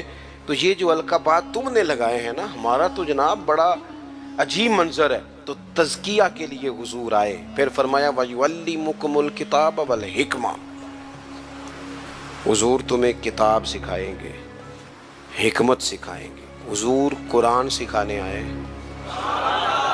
نبی کریم کیا سکھانے آئے؟ آپ بنے انجینئر شوق سے، آپ لیکچرار بنے شوق سے بنے، لیکن ساتھ قرآن پاک کے قاری بھی تو بنے نا، قرآن پاک کو سمجھنے والے بھی تو بنے نا۔ جس بندے کو اتنی کہانیاں آتی ہیں، جسے اپنے شجرے آتے ہیں، جسے اپنی برادری کی شان آتی ہے، اسے قرآن کی آیتیں کیوں نہیں آتی؟ جسے ساری پنچایت میں ساری بات سنانی آتی ہے، اسے قرآن مجید بھی آ سکتا ہے۔ شرط یہ ہے کہ وہ آگے بڑھے، قرآن پاک کو سیکھے۔ ہم نا کچھ کام ہم نے بچوں کے ذمہ، میرے پاس ایک صاحب بچہ لے کے آگے کہنے لگے دعا کریں یہ پڑھ جائے، تو میں نے کہا آپ بھی کچھ 100 سال کے نہیں ہو گئے، میں دعا کرتا ہوں آپ دونوں ہی پڑھ جائیں، آپ بھی تو پڑھ ہی سکتے ہیں نا، آپ بھی تو توجہ کریں نا۔ ہم نا جناب کو بعض لوگوں کا عجیب زاویہ نگاہ بن جاتا ہے، او بھائی آپ بھی پڑھ سکتے ہیں، آپ کیوں نہیں پڑھ رہے؟ او جی میری اب زبان موٹی ہو گئی ہے. تو میں نے کہا یہ کل آیا ہے واٹس ایپ سب نے سیکھ لیا ہے، یہ کل آیا، ای میل کرنا بھی آ گیا لوگوں کو اور کمنٹس دیکھنا بھی آ گیا، اور بڑے بڑے لوگ جن کو نہیں بھی توجہ جن کی ہونی چاہیے تھی ان کی بھی توجہ. یعنی میں تھوڑا مصروف زیادہ رہتا ہوں، اور اب تو کچھ طبیعت بھی ٹھیک نہیں رہتی. دعا فرمائے اللہ تعالیٰ کچھ کام لے لے. وہ کوئی دوست پوچھتا ہے کہ آج کل کیا کر رہے ہیں، تو میں کہنا کچھ بھی نہیں، بس ہڈیاں آنیاں جانیاں دیکھو، ادھر آ رہے ہیں اور ادھر جا رہے ہیں، میں یہی کام کر رہے ہیں. اس کے باوجود لوگ ناراض ہیں. یعنی مسئلے دو ہی تھے، عمر بھر حل نہ ہوئے، ایک نیند پوری نہ ہوئی اور دوسرا خواب مکمل نہ ہوئے. سوچتے ہی رہتے ہیں کبھی 6 گھنٹے اکٹھے ملے تو سوئیں گے، لیکن کوئی کام خاص جس طرح کرنا چاہیے مرتب کر کے وہ ہم سے ہوتا نہیں. اللہ توفیق دے تو ہو جائے. لیکن میں ایک چیز محسوس کرتا ہوں شدت کے ساتھ، بڑی شدت کے ساتھ، کہ کچھ ایسی چیزوں کو لوگوں نے اوڑھ لیا ہے. مجھے زیادہ وقت نہیں ملتا تو کئی دوست پوچھ لیتے ہیں، بلکہ شاید ہر ہفتے ہی کوئی پوچھ لیتا ہے آپ سٹیٹس کہاں پہ لگاتے ہیں؟ میں کہ یار میں نے لانا نہیں آؤں. لیکن وہ بس ایک ذہن بن گیا نا. اور ایسے لوگ جن کے بارے میں امید تھی کہ یہ سٹیٹس والے نہیں، یہ تسبیح والے ہیں، یہ اللہ اللہ کریں گے، ان کے ہاتھوں میں بھی موبائل نظر آتا ہے. اور جو بھی چیز ہاتھ میں ہو وہ چلنے لگتی ہے. موبائل ہاتھ میں ہوگا تو چلے گا، اور اگر تسبیح ہوگی تو وہ بھی انشاءاللہ چلے گی. چلیں، اس کی بھی ضرورت ہے، کہیں تو چلائیں، لیکن باقی تسبیح بھی تو لینا ہاتھ میں، کچھ وقت اسے بھی تو دینا. تو میرے عزیز قرآن مجید کو سیکھیں. اور پھر فرمایا والحکمہ، حضور تمہیں دانائی سکھانے آئے. نبی پاک نے ہمیں باشعور کیا ہے. بصیرت کا جو نور دروازہ رسول سے ملتا ہے وہ کہیں سے بھی نہیں ملتا. حضور کی باتیں حکیمانہ، نبی پاک کے ارشادات انسان کو تازہ کر دینے والے، ذہن کی بند گرہیں کھول دینے والے. حضور کے ایسے فرامین. نبی پاک علیہ السلام نا انا نہیں جگاتے لوگوں کی. ہم جب کسی شخص سے گفتگو کرتے ہیں تو وہ رد عمل کے طور پر سخت ہو جاتا ہے چونکہ ہم انا جگا دیتے ہیں. حضور انا نہیں جگاتے، نبی پاک ضمیر جگاتے. حضور اس طرح کی بات کرتے تھے کہ سامنے والے کو تعلیم مل جاتی، ایجوکیٹ ہو جاتا، اس کی نفسیات قبول کر لیتی کہ یہ بات ٹھیک ہے، نفسیات قبول کر لیتی. ایک نوجوان نے آ کے کہا معاذ اللہ ثم معاذ اللہ، یا رسول اللہ مجھے زنا کی اجازت دے. صحابہ کہتے ہیں ہمیں بڑی تکلیف ہوئی اس کی بات کی، لیکن حضور نہ تعلیم دیتے. نبی کریم نے بٹھا لیا اور بٹھا کے فرمایا ایک بات بتا. یا رسول اللہ حکم کریں. فرمایا تو پسند کرتا ہے کہ تیری بیٹی سے زنا کرے؟ اس کی آنکھیں کھل گئیں، یہ کیسے ہو سکتا ہے؟ فرمایا تیری بہن سے، ماں سے، خالہ سے، پھپھو سے جو رشتے قریبی ہیں حضور نے گنوائے تو اس کی آنکھیں لال ہو گئی غصے سے. یا رسول اللہ میں نام بھی نہیں لینے دیتا. اب حضور نے اس کے ذہن پر دستک دی. معاشرے میں جب آپ کسی چیز کو خریدنے نکلتے ہیں تو آپ پھر دکان بھی تو ڈھونڈتے ہیں نا کہاں سے لینی ہے. تو جس چیز کو آپ خریدنے جائیں گے یقیناً اس کی مارکیٹ بھی تو ہونی چاہیے نا، کہیں سے ملے گی وہ. تو نبی پاک صلی اللہ تعالی علیہ وسلم اس ذہنی سطح پر لائے اپنی حکمت کے ساتھ.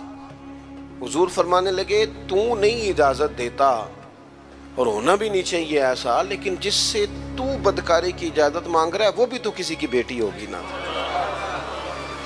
وہ بھی تو کسی کی بہن ہوگی. کیوں نہیں سوچتے اس بات کو ہم کہ معاشرے میں جب آگ لگتی ہے پھر کسی کا گھر بھی محفوظ نہیں رہتا. تو جب بے حیائی کا چلن عام ہوتا ہے، ایک میرے دوست ہیں ان کا بیٹا پسند کی شادی کرنا چاہتا تھا تو وہ لے آئے، کہنے لگے اسے سمجھائیں میرے لیے مشکل ہو جائے گی. تو میں نے ان سے بات ابھی شروع بھی نہیں کی تو مناظرے پہ اتر آیا بچہ.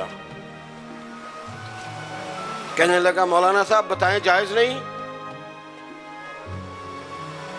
کوئی اپنی رائے نہیں دے سکتا پسند کی شادی؟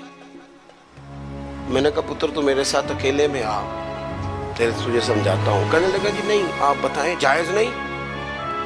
میں نے کہا بیٹا تیرے لیے بھی جائز ہے، جس طرح تیرے لیے جائز ہے نا، اسی طرح خاندان کی اگر کوئی بیٹی کہے میں نے پسند کی کرنی ہے تو اس کے لیے بھی جائز ہے۔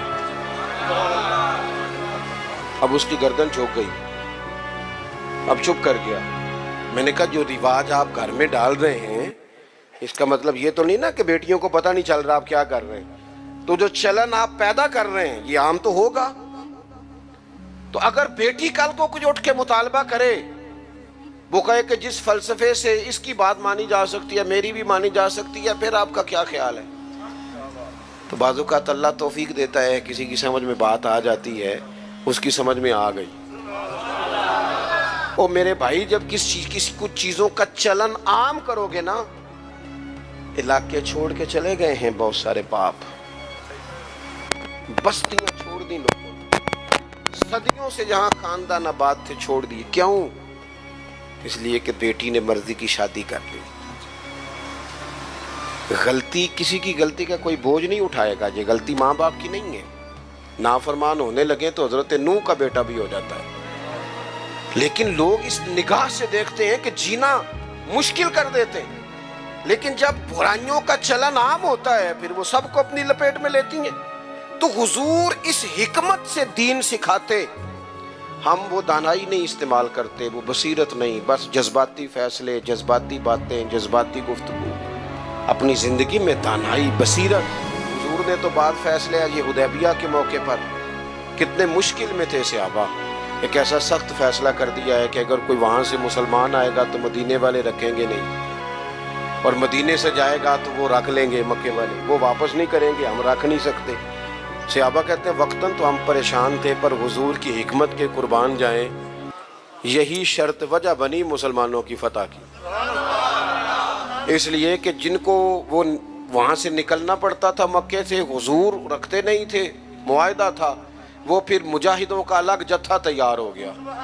حضرت ابو بصیر رضی اللہ تعالیٰ عنہ، حضرت ابو جندل، ایک نئی جماعت مجاہدین، رستوں سے گزرنا کافروں کا مشکل ہو گیا، اور کچھ ایسے تھے جو مکے نہ رہ سکے، مدینہ نہ رہ سکے، تیسری جگہ جا کے ڈیرا لگایا، سارے کا سارا شہر ہی مسلمان کر دیا۔ زندگی میں کچھ چیزیں بصیرت سے کریں۔ ہمارے ہاں فیصلہ کس کے حق میں ہوتا ہے بھلا؟ جو پہلے آ جائے۔ اور میں کہتا ہوں آپ بیوی کی بات ضرور سنیں، لیکن اس کی سننے کے بعد جس کے بارے میں وہ بات کر رہی ہے پھر اس کی بھی سنیں۔ آپ اماں کی بات ضرور سنیں، توجہ سے سنیں، لیکن فوراً جذباتی نہ ہو۔ پھر اس کے بعد اماں نے جس کے خلاف بات کی اس کی بھی سنیں۔ دو طرفہ بات سن کے کہ کس طرح کے منصف ہیں زمانے میں، ایک بات سنتے ہیں اور اسی طرف ہو جاتے ہیں دانائی سے۔ اور آخر میں فرمایا وَيُعَلِّمُكُم مَّا لَمْ تَكُونُوا تَعْلَمُونَ، جو تم نہیں جانتے تھے وہ سارا میرے رسول تمہیں سکھاتے ہیں۔ نبی کریم نے نا اپنی امت کو تعلیم کے ہر پہلو سے آگاہ کیا، ہر پہلو سے۔ ہمارے پاس ذخیرہ ہے احادیث کا، اور قربان جائیں کچھ باتیں ایسی ہوتی ہیں جو بندہ کبھی پڑھ لینا تو لطف دے دیتی ہے، لطف۔ مجھ سے ایک دفعہ ایک دانشور نے پوچھا کہ جناب کوئی ایک بات اس پہ زندگی گزاری جا سکے، ایک نوجوان تھے۔ میں نے ان سے کہا کہ میرا تو خیال ہے اس ایک حدیث پر پورا ملک سنوارا جا سکتا ہے، ایک پر، اور آتی بھی ہے ہم سب کو، شرط عمل کرنا ہے۔ حضور نے فرمایا مومن وہ ہے جو اپنے لیے پسند کرے وہی بھائی کے لیے پسند کرے۔ لو اس حدیث پہ عمل کر لو۔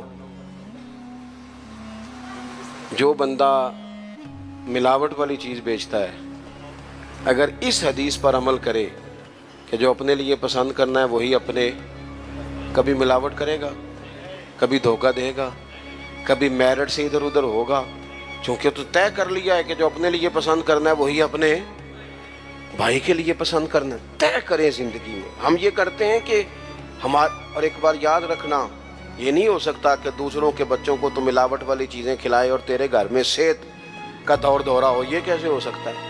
کسی کا گھر اجاڑ کے بھی کبھی اپنا بسایا جا سکتا ہے۔ جب تک ہم سب کے لیے سوچ وہ نہیں کرتے جو اپنے بچوں کے لیے، جب تک سب کے لیے وہ سوچ نہیں ہوتی جو اپنے گھر کے لیے، تب تک زمانے میں روشنی پیدا نہیں ہوتی۔ میں ایک بات جانتا ہوں، میرے استاد صاحب کہا کرتے تھے، اپنے لیے کہا کرتے تھے، میرے دل میں یہ بات بیٹھ گئی ہے کہ میں اسکول کالج مدرسے کے ہر بچے کو اس نظر سے دیکھتا ہوں جس نظر سے اپنے بچے کو دیکھتا ہوں، اور میں اس کی تعلیم کا، تربیت کا اتنا ہی خواہش مند ہوں جتنا اپنے بچے کے لیے۔ آپ زندگی میں یہ اصول پیدا کریں، ویسے بھی لطف آئے گا، ویسے بھی ذائقہ آئے گا۔ اور نبی کریم صلی اللہ تعالیٰ علیہ وسلم کی جو تشریف آوری کے مقاصد حسنہ ہیں ان پر غور کریں۔ دو باتیں اور عرض کر دیتا ہوں پھر بات کو سمیٹتے ہیں۔ ایک تو حضور نے فرمایا میں معلم بن کے آیا ہوں، حضور سکھانے آئے، سیکھیں، حضور سے دین سیکھیں۔ یہ جتنی تبلیغ امت میں آج ہو رہی ہے نا کتاب و سنت کی، یہ ساری حضور ہی کی تبلیغ ہے، اس لیے کہ حضور کی امت کے علماء جو صحیح معنوں میں مستند بات لے کے آتے ہیں وہ نبی پاک کا فرمان ہی آگے بیان کر رہے ہیں، یہ وہی تبلیغ ہے۔ دوسری بات یہ ہے کہ حضور نے فرمایا میں مکارم اخلاق کی تکمیل کرنے آیا ہوں۔ حضور اخلاقی رواج پیدا کرنے آئے ہیں سوسائٹی میں، معاشرے میں۔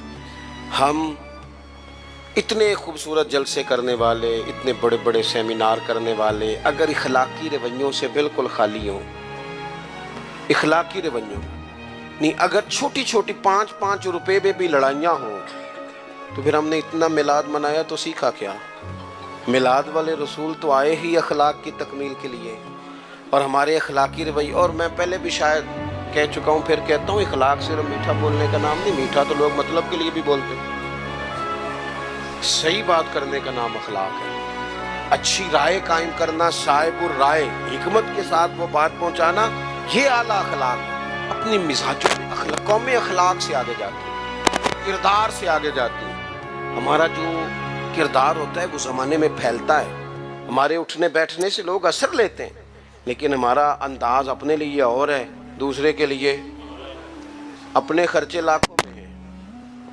اور ملازم اگر کہتا ہے نا مجھے ذرا ایڈوانس دے دیں، میرا بل زیادہ آ گیا، تو اسے کہتے ہیں تو احتیاط کیوں نہیں کرتا؟ بھئی آپ کے گھر میں احتیاط ہوتی ہے، 4000 کا تو پیزا آتا ہے روز شام کو، آپ کے لیے جو اصول ہے وہ دوسرے کے لیے کیوں نہیں ہے؟ اور جو نصیحت آپ دوسرے کو کر رہے ہیں اس اخلاق پر آپ خود کیوں نہیں عمل کر رہے؟ تو حضور کے آنے کے جو مقاصد ہیں ان کو سمجھیں۔ ایک تو نبی پاک نے ہماری توجہ اللہ کی جانب کرائی ہے، اپنے مصلح کو، عبادت کو، توکل کو، صبر کو، شکر کو، قناعت کو، خودداری کو، اس پر توجہ دیں۔ دوسرا، حضور فرما برداری کے لیے آئے، نبی کریم کی ہم نے فرما برداری کرنی، غلامی کرنی۔ اور تیسرا، حضور نے ہمارا تزکیہ کیا ہے، ہمیں سارے باطن کے میل کچیل دھو ڈالنے ہیں۔ آپ یہ کریں گے تو اپنے آپ کو ہلکا پھلکا محسوس کریں گے۔ محبوب تعلیم کتاب و حکمت کے لیے آئے ہیں، ہمیں خوب محبت سے قرآن پاک سیکھنا ہے، خوب محبت سے دانائی سیکھنی ہے، اس کے مطابق زندگی گزارنی ہے۔ حضور معلم بن کے آئے ہیں، اعلیٰ اخلاق کی تکمیل کرنے آئے ہیں، ہمیں ان مقاصد کو حاصل کرنا ہے، ان کے لیے کوشش کرنی ہے، ان کے لیے سفر کر۔ کچھ لوگ کہتے ہیں جی میری تربیت نہیں ہو رہی، تو میں کہتا ہوں جناب سارا کچھ تو کتاب و سنت میں موجود ہے۔ آپ کو تربیت لینی ہے تو پھر تو آپ ایک ایک کر کے عمل کرنا شروع کر دیں، آگے بڑھنا شروع ہو جائیں، ایک ایک کر کے قدم آگے اٹھائیں۔ اور اگر صرف خوبصورت باتوں سے، اچھے جملوں سے، اچھے اشعار سے سر دھننا ہے تو چلیں وہ بھی خیر کی بات ہے، لیکن پھر سر دھنتے رہیں اور یہ سلسلہ چلتا رہے۔ اللہ تعالیٰ کی بارگاہ میں دعا ہے اتنا خوبصورت، اتنا پروکار اجتماع اپنی بارگاہ میں قبول فرمائے، اور اللہ تعالیٰ اسے ہمارے لیے ذخیرہ آخرت بنائے۔ آخر دعوانا ان الحمدللہ رب العالمین۔ دوستو، اللہ تعالیٰ نے قرآن مجید میں فرمایا ہے کہ افحسبتم انما خلقناکم عبثا وانکم الینا لا ترجعون۔ فرمایا کیا تم سمجھتے ہو کہ ہم نے تمہیں بیکار پیدا کیا، اور کیا تم سمجھتے ہو تمہیں لوٹ کر ہماری طرف آنا نہیں؟ اللہ کریم نے اس کائنات کو بہت ساری حکمتوں کے تقاضوں کے تحت تخلیق فرمایا ہے۔ دنیا میں جس شخص کو بھی اللہ تبارک و تعالیٰ نے زندگی عطا فرمائی ہے وہ اللہ تبارک و تعالیٰ کی قدرت کا شاہکار ہے۔ ہمارے ہاں یہ ہوتا ہے کہ ہم پہلے تو یہ پہچان ہی نہیں پاتے کہ اللہ تعالیٰ نے ہمیں کتنی خوبیوں کتنی صلاحیتوں کے ساتھ نوازا ہے، پہچان نہیں پاتے، غور نہیں کرتے۔ لقد خلقنا الانسان فی احسن تقویم، اللہ نے بڑی بہترین ساخت پر خوبصورت ترین انسان پیدا کی، لوگوں کو صلاحیتیں دی اللہ تعالیٰ نے۔ جو آدمی اپنی چالاکی کے ساتھ، تیزی کے ساتھ اور اپنی گفتگو کے فن کے ساتھ کسی بڑے سمجھدار آدمی کو معاذ اللہ دھوکہ دے لیتا ہے اور سیانے لوگوں کو لوگ پریشان کر دیتے ہیں، تو آپ غور فرمائیں، صلاحیت تو اس کے اندر تھی نا، لیکن اس نے غلط جگہ استعمال کی۔ اگر اپنی انہی صلاحیتوں کا وہ صحیح استعمال کرتا تو اللہ تعالیٰ اس سے بہت سارے خیر کے کام لے لیتا۔ پہلے تو ہم پہچانتے نہیں، غور نہیں کرتے۔ وہ جو کہا گیا تھا نا، من عرف نفسہ فقد عرف ربہ، کہ جو اپنے آپ کو پہچان گیا وہی تو اللہ تعالیٰ کو پہچان گیا۔ اپنی صلاحیت پر غور کیا جائے کہ ہم کیا کر سکتے، کون سی خدمت ہے جو اللہ تبارک و تعالیٰ اپنا فضل کرے تو ہم وہ سر انجام دے سکتے ہیں۔ وہ کوئی بھی ہو، ایک بی بی مسجد نبوی شریف میں جھاڑو دیتی تھی، اس کا انتقال ہو گیا، صحابہ نے حضور کی تکلیف کے پیش نظر اطلاع نہ دی کہ محبوب کو تکلیف دینا مناسب نہیں، دفن کر دیا۔ صبح محبوب نے قبر پہ کھڑے ہو کے فرمایا، صفے بناؤ، میں دوبارہ جنازہ پڑھاؤں گا۔ کوئی کام تو کیا نا زندگی میں، کوئی ڈیوٹی تو کی نا۔ ایک تو ہم اپنی صلاحیت کو دیکھو، کسی نے کہا تھا کہ میں کسی شخص سے بیزار نہیں ہو سکتا کیونکہ ایک ذرہ بھی تو بیکار نہیں ہو سکتا۔ ایک تو اپنے آپ کو بیکار نہ سمجھے۔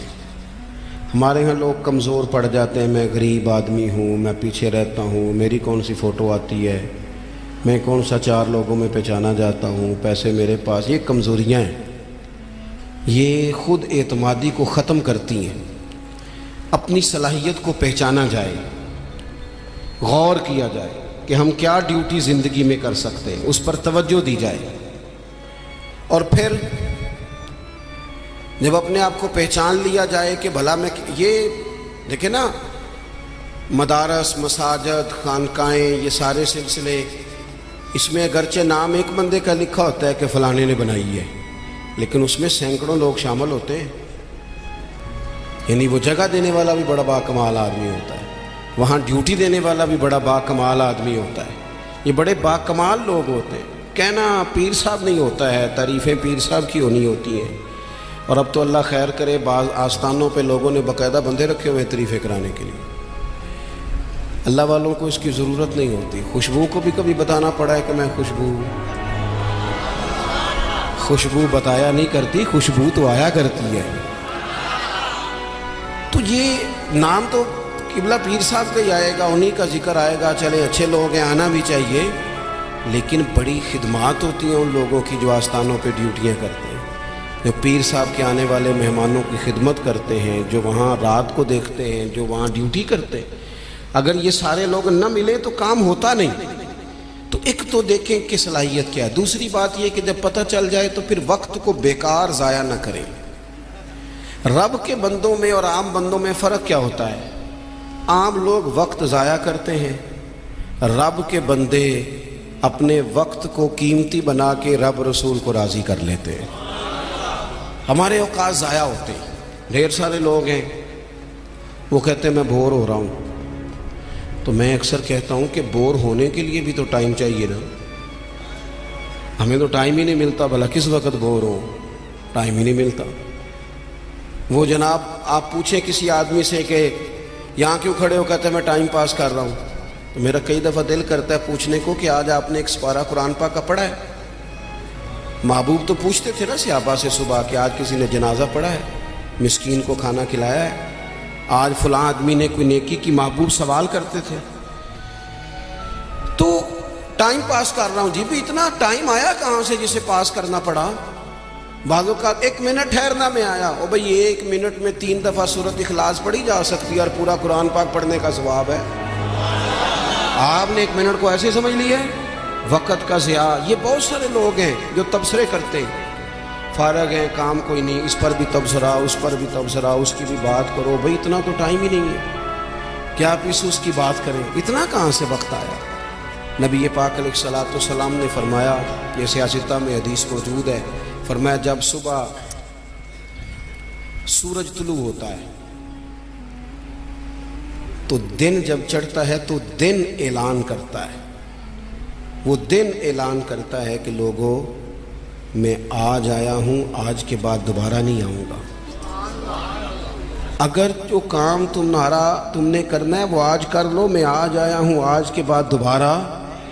آج 10 ستمبر کو جس بندے نے سارا دن قرآن پاک نہیں نہ کھولا, یہ اس سال کا 10 ستمبر اسے دوبارہ نہیں ملے گا زندگی پر. جس نے آج صبح سے ایک دفعہ بھی, میں اکثر کہتا ہوں نبی پاک علیہ السلام نے سارے دن اور ساری راتیں امت کو یاد کیا, اور سارا دن ہی گزر گیا, امت نے ایک بار بھی درود و سلام نہیں پڑھا.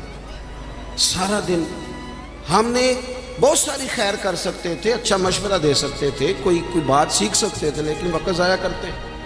اپنے اوقات کو مرتب کریں. ہمارے بزرگوں کے ٹائم مرتب تھے, طے تھے.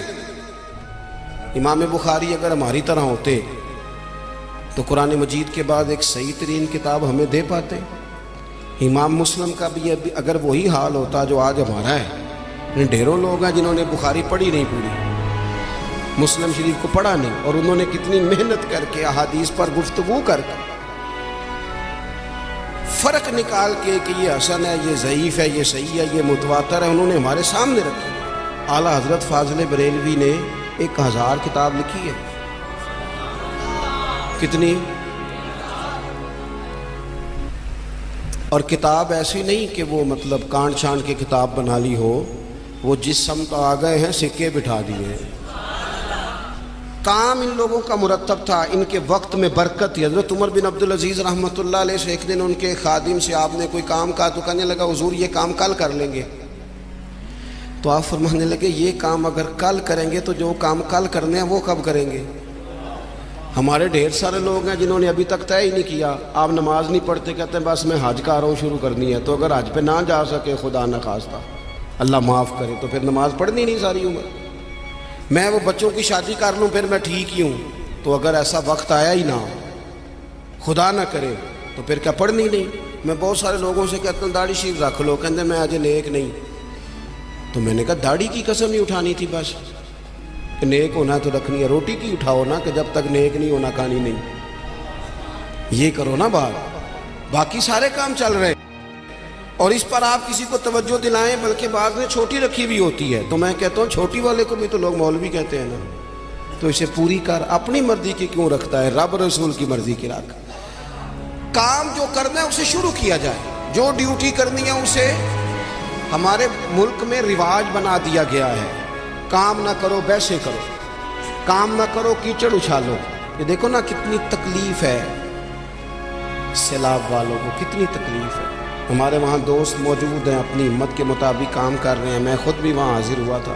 اب وہ کہتے ہیں کہ جلدی امراض ہونے لگے. یعنی ایک طرف وہ بندہ ہے جو نخرہ کر رہا ہے کہ یہ روٹی میں نے نہیں کھانی, یہ سالن لے جاؤ, اور دوسری طرف ماں کے کہتی ہے کہ صرف میرے بچے کو زخم ہو گئے ہیں, کیڑے کھڑے ہیں پانی میں, جلدیں پھٹنے لگی ہیں, صرف دوائی چاہیے. تو کیا رب کریم نے حساب نہیں لینا؟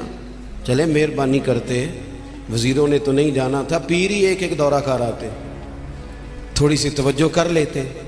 کیا یہ محبوب پاک کو راضی کرنے کا طریقہ نہیں؟ کیا حضور نے فرمایا نہیں جو میری امت سے محبت کی جس نے اسی نے مجھ سے محبت کی؟ کیا فرمایا نہیں جب میری امتی کو تکلیف ہوتی ہے تو مجھے تکلیف ہوتی ہے؟ یہ کام نہیں خیر کا؟ خدا کے بندے تو ہیں ہزاروں, بنوں میں پھرتے ہیں مارے مارے. میں اس کا بندہ بنوں گا جس کو خدا کے بندوں سے پیار ہوگا. اپنے اوقات کو مرتب کریں. ہمارے ہاں مزاج نہیں کام. یہ دیکھیں نا جلسے ہو رہے ہیں, آ رہا ہے فلانا, جا رہا ہے, یہ ہو رہا ہے, اور سب سیاسی جماعتیں اللہ ماشاءاللہ جتنے خرچے یہ ان کاموں پہ کرتے ہیں نا, اس سے آدھے خرچے اگر کریں. آپ گاڑیاں سجا رہے ہیں, فلان ہو رہا ہے, پجاروں نکلی ہوئی ہیں, فلاں کام ہو رہا ہے, اور دوسری طرف حال یہ ہے کہ لوگ چار پہیاں کھڑی کر کے ان کے اوپر چادریں ڈال کے اپنی بیٹیوں کو چھپائے بیٹھے ہیں. نہ ادھر ادھر کی تو بات کر، یہ بتا کہ قافلہ کیوں لٹا. مجھے رہزنوں سے غرض نہیں، تیری رہبری کا سوال ہے. تھوڑا سا توجہ دینے کی ضرورت ہے کہ ہم ترجیحات ہماری کیا ہیں، ہم اصل میں کرنا کیا چاہ رہے ہیں، ہمارا رستہ اور سفر کیا ہے. وہ ایک علاقے میں نا، بلکہ یہ میرپور جب ایک دفعہ تاریخ بتاتی ہے کہ سارا کسی حادثے سے ٹوٹ گیا تھا، تو ایک آفیسر کہتے ہیں میری یہاں ڈیوٹی تھی، کیونکہ شہر سارا ہی ایک دفعہ الٹ پلٹ ہو گیا تھا، تباہ ہو گیا تھا. تو میں نے دیکھا ایک بوڑھا شخص اور اس کی بیوی 2 بوریاں گدے پہ رکھے ہوئے آ رہے ہیں. میں نے آگے بڑھ کے سلام لی، بابا جی کدھر جا رہے ہو؟ کہنے لگے پوچھنا تھا وہ بیت المال کا دفتر کہاں ہے، کہاں جہاں خزانہ جمع کرایا جا رہا ہے. تو میں نے کہا بابا جی میں ہی ہوں دفتر کا آفیسر، آپ نے کیا جمع کرانا ہے؟ تو کہنے لگے میں نے اور میری بیوی نے کانپتے اور بوڑھے ہاتھوں سے محنت کر کے یہ کچھ سونا چاندی ملبے کے نیچے سے نکالا ہے، بیت المال میں جمع کرانا ہے. تو میں نے کہا بابا سارے لوگ گھر لے جاتے ہیں، آپ بیت المال میں لے آئے. کہنے لگے پتر شہر سارا ٹوٹ گیا ہے، یہاں ہمارے بزرگوں کی قبریں ہیں، ہم تعاون کرنا چاہتے ہیں ہمارا شہر پھر سے آباد ہو جائے. شہر آباد ہوں گے تو گھر بھی انشاءاللہ بانی جائیں گے. وطن جب رہتے ہیں نا تو پھر سارے کام ہی چلتے رہتے ہیں. لیکن آپ پرواہ نہ کریں، وقت کو ضائع کریں اور فضول ابحاث میں ٹائم ضائع کریں، کوئی معنی نہیں. آپ دیکھیں نا نبی پاک صلی اللہ تعالیٰ علیہ وسلم نے فرمایا وہ بہترین مسلمان ہے جو لا یعنی باتیں چھوڑ دے، بے مقصد باتیں زندگی میں چھوڑ دے، بس با مقصد باوقار پتے کی بات زندگی میں کریں، وقت کو ضائع نہ کریں. اور جن لوگوں نے اپنا وقت مرتب کیا، کام کیا، ڈیوٹی کی زندگی میں، حضرت عمر بن عبدالعزیز کی عمر 39 سال ہوئی ہے، پوری 40 نہیں. کتنی بولیے؟ 39 سال کی عمر میں یہ بندے نے روز قرآن پاک بھی پڑھا، درود پاک بھی پڑھا. اس شخص نے امت کو عدل و انصاف سے بھی بھرا، مساجد بھی بنائیں، انہوں نے مدارس بھی قائم کیے، خدمتیں بھی کی. عمر 39 سال پائی، لے سجنا اسا توڑ ہی نہیں پائی، تو جان بھی دیتی تیرا تیرے. ہم نے تو طے ہی نہیں کیا آج تک. یہ بہت سارے نوجوانوں کو میں دیکھتا ہوں ساری دن تصویر پہ گزر جاتا ہے، سارا دن فوٹو آنی چاہیے. اور قوم نا زیادہ تر اللہ ماشاءاللہ بالخصوص نوجوان نسل ہواؤں میں زندہ ہے، خوابوں میں زندہ ہے، موبائل کے اندر زندگی گزار رہے ہیں. زندگی کے دکھ کچھ اور ہیں، کرب کچھ اور ہیں، تکلیفیں کچھ اور ہیں، سمجھنے کی چیزیں کچھ. جب دوائی کی ضرورت ہو تو پھر گوشت سے پیٹ نہیں بھرا جاتا، پھر دوائی ہی کھانی پڑتی ہے. ترجیحات اور ہیں، ہمیں اور طرف بڑھنا ہے اپنے آپ. اور جب بندہ مرتب زندگی گزارتا ہے نا، جس مقصد کے لیے رب کریم نے اسے بھیجا، الذی خلق الموت والحیات لیبلوکم ایکم احسن عملا، جب وہ بہترین عمل کرتا ہے تو پھر وہ کافر کا نظریہ ہے کہ مر جائیں گے تو فنا ہو جائیں گے، زندگی میں جو موج کرنی ہے کر لو، یہی ہے سارا کچھ. مومن کو تو بتایا گیا ہے کہ تو یہاں قیدی ہے، تیری یہاں زندگی رب چاہی گزار دنیا میں، اللہ رسول کی مرضی پہ چل. قیامت کے دن اللہ تبارک و تعالی جنت میں تجھے ساری نعمتیں عطا فرما دے گا. یہ کووڈ-19 کے دن تھے نا، تو مجھے ایک سرکاری ادارے میں مدعو کیا گیا. کہنے لگے جی خوف بڑا ہے لوگوں پہ، کرونا سے ڈرتے ہیں. بعض لوگ تو ایسے ہیں جو کسی جگہ یہ ٹینشن بڑی سوار ہوتی ہے نا. ایک صاحب میرے سامنے بیٹھ کے کہنے لگے جی مجھے تو زیادہ لوگ جمع ہو جائیں تو گھٹن ہونے لگ جاتی ہے، تو یہ قبر میں تو میں تو بڑا خوف کھاتا ہوں. تو میں نے ان سے کہا قبر کھڈا ہے، گڑھا ہے، دوزخ کے گڑھوں میں سے گڑھا ہے، حدیث صحیح موجود ہے، بات بالکل ٹھیک ہے. لیکن قبر کی ایک دوسری حالت بھی ہے جو بندہ مومن کے لیے.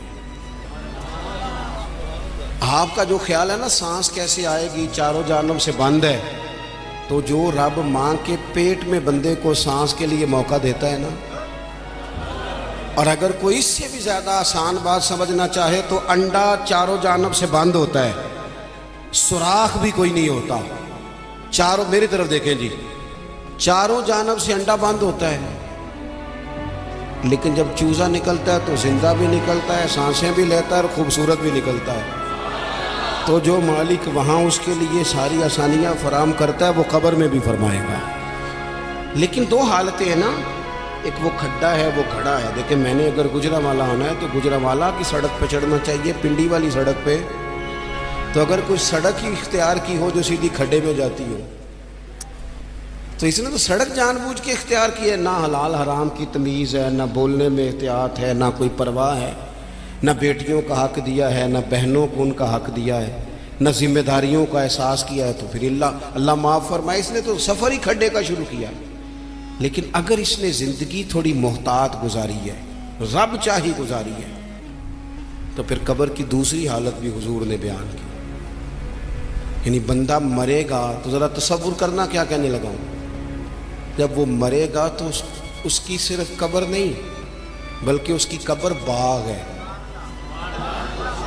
کیاری ہے، قبر باغ ہے، اور معمولی باغ نہیں، جنت کے باغوں میں سے باغ، اور ایسی کیاری جنت کی، ایسا باغ، ایسا گلشن کہ جس میں آنکھ کھلتے ہی پہلی زیارت ہی مدینے والے محبوب کی نصیب ہو۔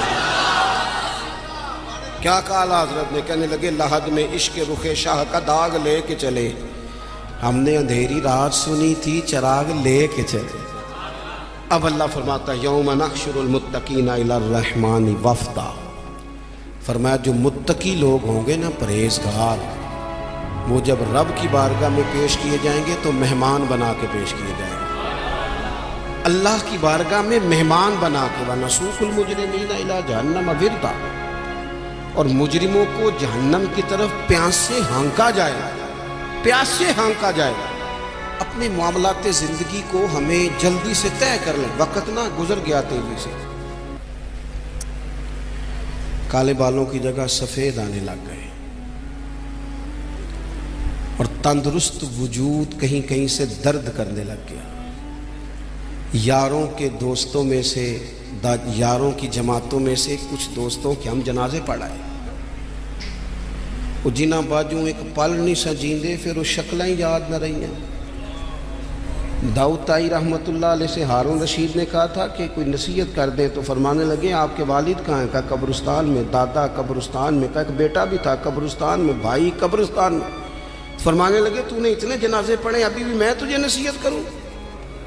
تیرا کیا خیال ہے؟ وہ چلے گئے، تو نے نہیں جانا؟ او پئیاں دستیاں قبراں جنہ تے پھول پئے، ادھروں تے کوئی نہیں جی آمدا، ادھروں ہی لکھاں گئے۔ اپنی زندگی میں تھوڑا چیزوں کو طے کریں۔ بڑی ہو گئی تصویریں، بڑی ہو گئی ویڈیو، اور بڑے ہو گئے چکر، اب بڑا کچھ ہو گیا۔ اب تو بھائی کوئی اگلا کام ہو، توجہ ہے اب دوستوں کے میری بات میں، اب کچھ تھوڑی سی نا تیاری ہو۔ اور آخری بات یہ صوفیاء کرام تھے نا، ان کے مصلے آباد تھے، اللہ اللہ کرتے تھے، ہماری جان نہیں چھوٹتی۔ اب تو ڈاکٹر کہتے ہیں کہ بہت سارے لوگ چونکہ وہ زندگی موبائل پہ گزارتے ہیں تو گہری نیند سو ہی نہیں پاتے، ہر وقت توجہ کہیں اور لگی ہوئی ہوتی ہے، ہر وقت وہ تو سنجیدہ مطلب سو ہی نہیں پاتے، چار چار موبائل رکھے بزنس مین صاحب نے، اللہ کسی کو کوئی بات سنا رہے ہیں، کسی کو کوئی سنا رہے ہیں، یاد ہی نہیں رہتا میں نے سویرے کیا کہا تھا۔ الجھی سی زندگی کب ہوتی ہے؟ جب بندہ مصلے پہ نہیں بیٹھتا، سارا کچھ بند کر کے، جان چھڑا کے، سرے رات بندہ کچھ دیر اللہ اللہ کرے۔ والذین یبیتون لربہم سجدا وقیاما۔ کچھ دکھ بندے کے بڑے ذاتی اور نجی ہوتے ہیں، وہ کسی کو نہیں بتائے جا سکتے، چاہتے ہوئے بھی بندہ نہیں بتا سکتا۔ ہمیں شریعت نے دعا سکھائی ہے، جو کسی سے نہیں کہہ سکتے وہ رب رسول سے کہہ دو، کھول کے کہہ دو، کرم بھی ملے گا، عزت بھی ملے گی۔ انسان اپنی تخلیق کے لحاظ سے بڑی خوبصورت اور پروقار شخصیت رکھتا ہے۔ جیسے جیسے ماحول میں وہ وقت گزارتا ہے اس طرح کا ہوتا جاتا ہے۔ اللہ کے پیارے رسول صلی اللہ تعالی علیہ وسلم نے فرمایا ہے کہ کل مولود یولد علی الفطرہ، جو بچہ بھی پیدا ہوتا ہے وہ مسلمان پیدا ہوتا ہے، مومن پیدا ہوتا ہے، فطرت پر پیدا ہوتا ہے۔ اگر اس کے والدین عیسائی ہوں تو عیسائی بنا دیتے ہیں، یہودی ہوں تو یہودی بنا دیتے ہیں، مسلمان ہوں تو مسلمان بنا دیتے ہیں۔ ہمارے یہاں جو آدمی بڑے عہدے پر فائز ہوتا ہے نا، بڑے عہدے پر، اس کو بھی ضرورت ہوتی ہے کسی سے بات کرنے کی، اپنے دل کی بات سنانے کی، اسے بھی ضرورت ہوتی ہے کسی ایسے شخص کی جو اس کے لیے دعا کرے، جو اس کا خیال کرے، جو اس کے لیے محبت کے جملے بولے، وہ کتنا بڑا بھی ہو جائے۔ انسانوں میں یہ ضروریات ہمیشہ موجود رہی، لیکن جو لوگ ان ضروریات کو مادہ پرستی میں لیتے ہیں نا، دنیاوی نقطہ نظر سے، وہ بہرحال کمزور ہو جاتے ہیں۔ اس لیے کہ ہمارے ساتھ کوئی شخص بھی دنیا میں جو تعلق رکھتا ہے، وہ بہرحال کہیں نہ کہیں کسی نہ کسی کونے میں اس کا کوئی اپنا ذاتی فائدہ بھی ہوتا ہے، کہیں نہ کہیں۔ چلے وہ عزت کا ہی نفع ہو کہ میں جاؤں گا تو میرا اکرام کرے گا، کچھ نہ کچھ کہیں، یعنی والدین بچوں کی پرورش کرتے ہیں بے لوث ہو کر، بڑی خدمت کرتے ہیں، پیار کرتے ہیں، لیکن کہیں نہ کہیں وہ بھی کہہ دیتے ہیں کہ میرے بڑھاپے کا سہارا بنے گا۔ کوئی نہ کوئی فکرہ، کوئی نہ کوئی جملہ، انسان جب انسانوں سے رشتہ رکھتا ہے تو کوئی نہ کوئی بات ان کی زبان سے نکل آتی ہے۔ بدلے میں ایک رشتہ ہوتا ہے کائنات میں انسان کا دنیا میں، اور وہ رشتہ ہوتا ہے امتی کا اپنے نبی کے ساتھ، امتی کا رسول پاک کے ساتھ رشتہ ہے، جس میں تقاضا کوئی نہیں، تقاضا اتنا ہی ہے کہ اپنے رسول سے پیار کرنا، ان کی فرما برداری کرنا، اور یہ بھی اس محبت کے تقاضے۔ باقی رسول پاک صلی اللہ تعالی علیہ وسلم نے کسی سے کوئی تقاضا نہیں، اس کی کو ذرا کم کریں گے۔ حضور نے بے لوث محبت کی، اور حضور نے احساس کیا لوگوں کا احساس۔ ہمارے ہاں لوگوں کا احساس یہ ہوتا ہے کہ اسے کام پہ لگوا دو، اچھی نوکری دلا دو، تنخواہ میں اضافہ کرا دو۔ تو بھئی یہاں تو بہت سارے لوگ ہیں جو کروڑوں کما کے بھی رات کو سوتے نہیں بیچارے، لاکھوں روپیہ رکھتے ہیں پر اپنے دل کا سکون نہیں رکھتے۔ کسی بندے کے ساتھ اصل نیکی یہ ہوتی ہے کہ آپ اس کے ذہنی سکون کا بندوبست کر دیں، اس کا نظریہ ٹھیک کر دیں، عقیدہ ٹھیک کر دیں، توجہات ٹھیک کر دیں، سوچیں پاک کر دیں، دل کا قبلہ درست کر دیں۔ یہ اصل نیکی ہوتی ہے، اور یہ نیکی اگر کوئی کر سکتا ہے امتی کے ساتھ تو صرف نبی کر سکتے ہیں۔ نظریات کو پاک کرنا، سوچوں کو پاک کرنا، دلوں کا تزکیہ کرنا، لوگوں کی بھٹکتی اور بکھرتی خواہشات کو کوئی منزل دے دینا، کوئی رستہ دے دینا۔ رسول پاک نے امت سے بے لوث محبت کی۔ ابھی آپ سن رہے تھے کہ جب حضور پیدا ہوئے تو تب بھی فرما رہے تھے ربی حب لی۔ اصل میں نا ہم سنتے ہیں ان چیزوں کو کیونکہ ایک مذہبی محفل میں آئے ہیں نا، اس ترتیب سے سنتے ہیں۔ آپ نے اس حقیقت پر غور کرنا ہے، یہ خاصا مشکل کام ہے۔ وہ بہت سارے لوگ مجھے ملتے ہیں، وہ کہتے ہیں جناب دعاؤں میں یاد رکھنا۔ میں کہتا ہوں چلو رسمن تو جملہ ٹھیک ہے، پر خاصا مشکل کام ہے کسی کو پکا پکا دعا میں یاد رکھنا، یہ مشکل کام ہے۔ مطلب کیسے یاد رکھا جائے گا بھائی؟ ہاں کچھ لوگ ایسے ہوتے ہیں کہ آپ ہاتھ اٹھاتے ہیں تو ان کے چہرے پہلے آپ کی نگاہوں میں آ جاتے ہیں، یہاں تو ان کے ساتھ محبت ایسی ہے کہ ان کے احسانات ایسے۔ رسول کریم علیہ السلام کا جو امت سے رشتہ ہے، کبھی نہ میری والدہ وہ کبھی کہتی تھی نا کہ بچے کھا لیں تو میرا بھی ٹھیڈ بھر جاتا ہے، تو ابا جی کہتے تھے لو دسو یہ تو شاعرانہ گلا میں، یہ تو اچھی ادیب کی بات ہے، ایسے بھی کبھی ہوتا ہے، پیٹ اسی کا بھرتا ہے جو کھاتا ہے۔ یہ کیسے ہو گیا کہ ایک تکلیف میں ہے تو دوسرا بے چین ہے؟ لوگ سمجھتے تھے شاعرانہ بات ہے، کسی اچھے ادیب کا اچھا تخیل اس نے پیش کیا ہے، کوئی اچھی بات ہے۔ لیکن پھر ہم نے قرآن مجید پڑھا تو اللہ نے ہمارے نبی پاک کے ساتھ جو رشتہ بیان کیا وہ بڑا انوکھا ہے۔ فرمایا لقد جاءکم رسول من انفسکم عزیز علیہ ما عنتم، تحقیق ہم نے تمہیں میں سے تمہیں ایک رسول دیے ہیں، تم کبھی مشکل میں پڑ جاؤ تو میرے نبی کو تکلیف ہوتی ہے، تمہاری مشقت حضور پہ گراں گزرتی ہے۔ حریص علیکم، وہ تمہاری بھلائی چاہنے میں جلدی کرتے ہیں۔ وبالمؤمنین رؤوف رحیم، مومنوں پہ رؤوف بھی ہیں اور رحیم کی. آپ کو درجنوں حدیثیں ملیں گی, درجنوں. آپ لوگ اگر سارے موبائل ہی چلائیں گے تو میں تصویریں کھنچوانے تو آیا نہیں, اور نہ یہ کوئی سیاسی جلسہ ہے کہ جس میں 2500 فوٹو ہو جائے گی تو پھر یہ اخبار میں آئے گا. چھوڑیں, کچھ تصویریں فرشتوں کو بھی بنانے دیں.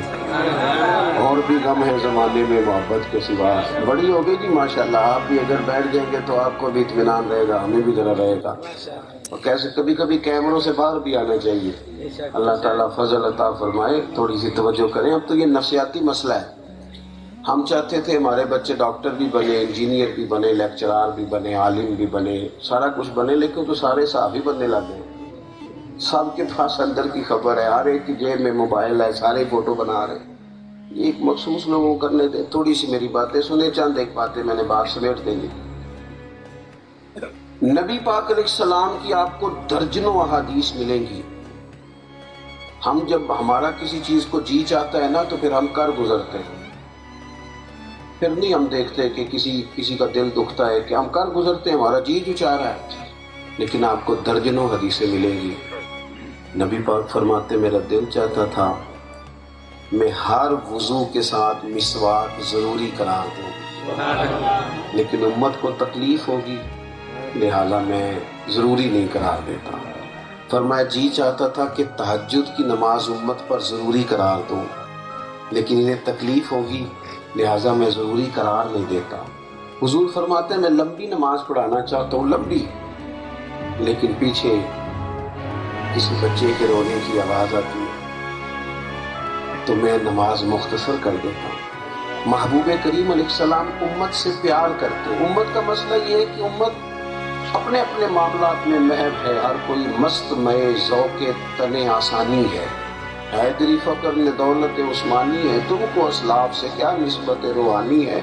ہم جو کام کر رہے ہوتے ہیں نا, میں ابھی تھوڑی دیر پہلے کہہ رہا تھا, ہمارا کام ہم پہ حاوی ہو جاتا ہے. یعنی وہ پیر صاحب میری طرح کے نا گھر بھی جائیں تو ان کا دل ہوتا ہے سارے اٹھ کے کھڑے ہو جائیں, حضرت صاحب جو آ گئے. جج صاحب کا خیال ہوتا ہے گھر بھی جاؤں تو 2-4 بندے کو فیصلہ ہی کرا لیں مجھ سے.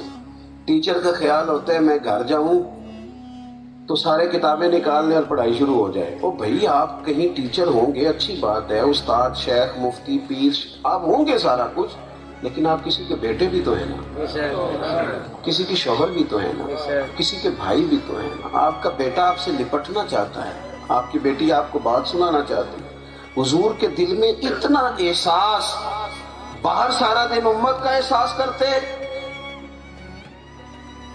اور گھر میں یہ حال تھا کہ سیدہ عائشہ صدیقہ رضی اللہ تعالیٰ عنہ فرماتی ہیں جتنی دیر گھر رہتے تھے نا, گھر والوں کا کوئی نہ کوئی کام ہی کرتے رہتے ہیں. ہم بن کے بیٹھ جاتے ہیں مخدوم. یہ جو بندہ کچھ بن کے بیٹھ جاتا ہے وہ بیچارہ بڑی تکلیف میں آ جاتا ہے.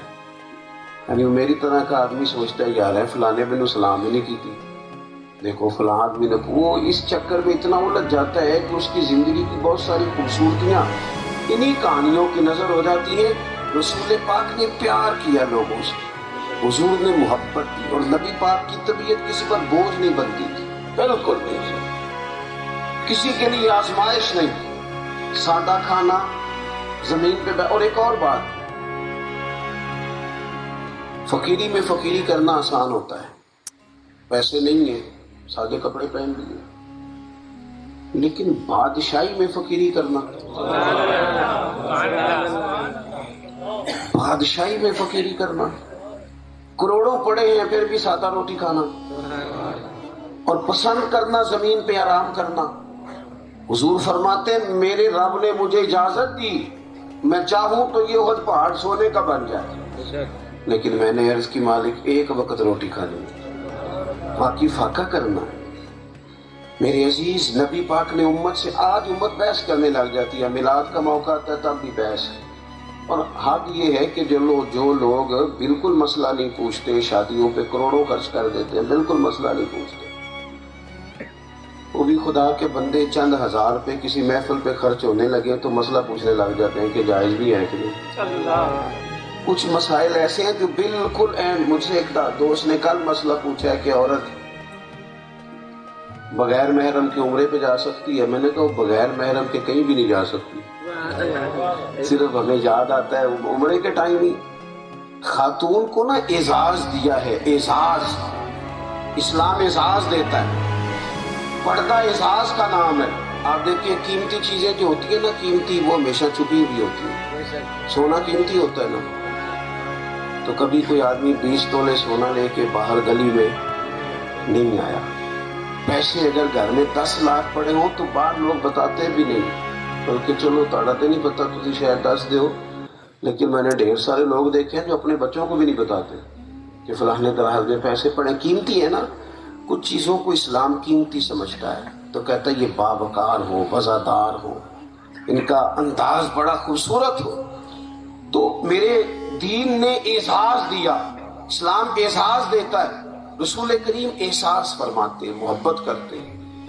اب امت کو بھی چاہیے کہ وہ ولولہ ہو، حضور کے لیے جذبہ ہو۔ دیکھیں بخاری شریف میں موجود ہے،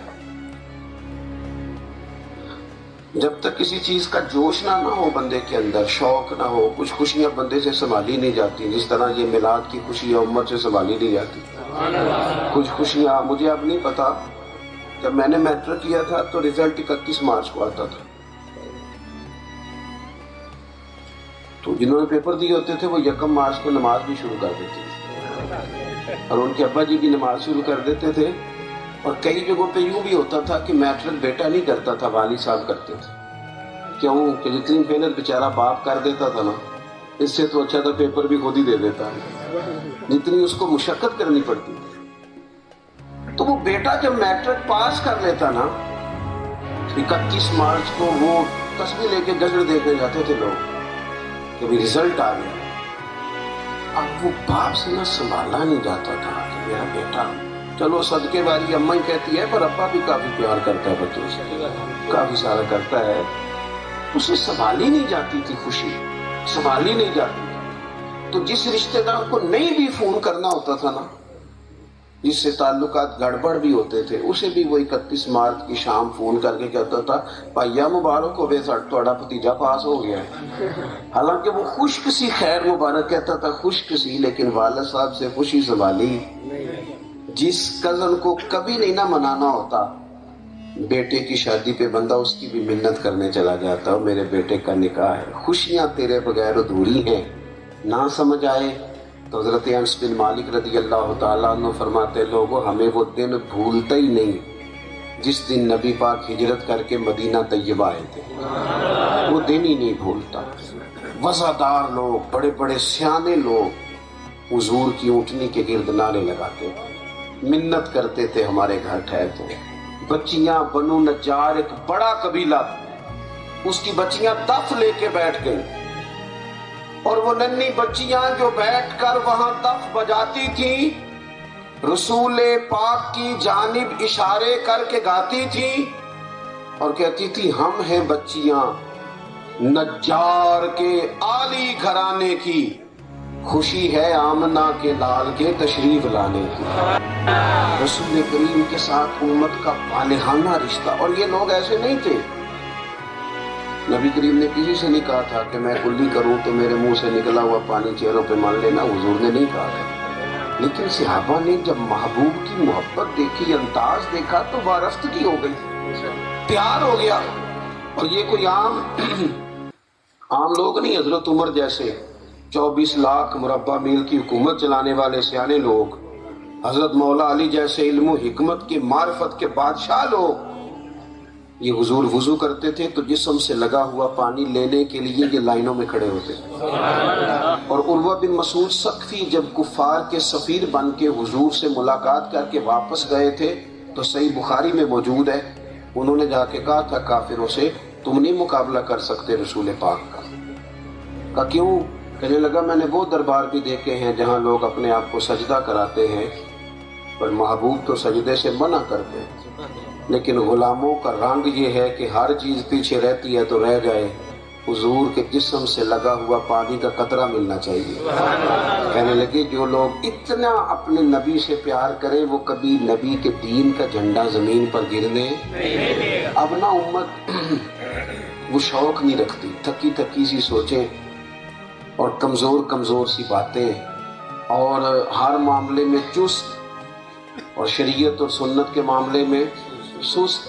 کمزوری مزاج کی، لہجے کی کمزوری، اس نے خرابی پیدا کر دی۔ میں نے باتیں زیادہ نہیں کرنی، بات کو سمیٹنا ہے۔ حضور امت سے پیار کرتے، نبی پاک علیہ السلام نے خود فرمایا، کریم محبوب فرمانے لگے میری اور تمہاری مثال اس آدمی کی طرح جس نے آگ روشن کی تھی اور پتنگے آ کے آگ میں گرتے تھے، تو وہ کیا کرتا تھا؟ پتنگوں کو روکتا تھا کہ پیچھے ہٹ جاؤ، جل جاؤ گے، جل جاؤ گے۔ فرمایا میری اور تمہاری مثال بھی ایسے ہی ہے، میں بھی تمہیں روکتا ہوں، یہ کام نہ کرنا دوزخ میں لے جائے گا۔ یہ اور حضور بڑی نرمی سے، بڑے اعتدال سے، ادعو الی سبیل ربک بالحکمہ، بڑی دانائی سے حضور سمجھاتے، لوگوں کو قائل کرتے، باشعور کرتے۔ نبی پاک لوگوں کی انا نہیں جگاتے تھے، ہم انا جگا دیتے۔ جب ایک آدمی ہمارے ماتحت ہے، اسے بڑی سخت سست باتیں سنا دی، اب ہمارا خیال یہ ہے کہ وہ دیکھو نا، بول تو نہیں نہ سکا، جی نہیں وہ نہیں بول سکا، پر آپ کے سامنے نہیں بول سکا، پر آپ کے، یہ کیا شرط ہوئی کہ آپ کے پیچھے بھی نہیں بولے گا؟ لطف تو تب ہے کہ کوئی آپ کا اتنا اکرام کرے کہ آپ موجود ہو تب بھی اور غیر حاضر ہو تب بھی، اس کی محبتیں اور عقیدتیں آپ کے ساتھ سلامت رہیں۔ نبی کریم نے جن غلاموں کو آزاد بھی کر دیا تھا نا، کون آدمی ہے جو نوکری ظاہر ہے ایک مشکل کام ہے، ایک ڈیوٹی کرنی پڑتی ہے، تو حضور نے جن غلاموں سے کہا نا جاؤ تم آزاد ہو، اور آج کل تو لوگ ڈیوٹی کرتے تب غلامی کرتے تھے، لوگ خریدے جاتے تھے، حضور نے فرمایا جاؤ آزاد ہو۔ حضرت زید بن حارثہ کے والد لینے آ گئے، نبی پاک نے فرمایا آپ جائیں، آپ آزاد ہیں۔ حضرت زید بن حارثہ اٹھ کے آ کے قدموں میں بیٹھ گئے، کہنے لگے یا رسول اللہ، ماں باپ اتنا پیار کر ہی نہیں سکتے جتنا آپ کرتے ہیں۔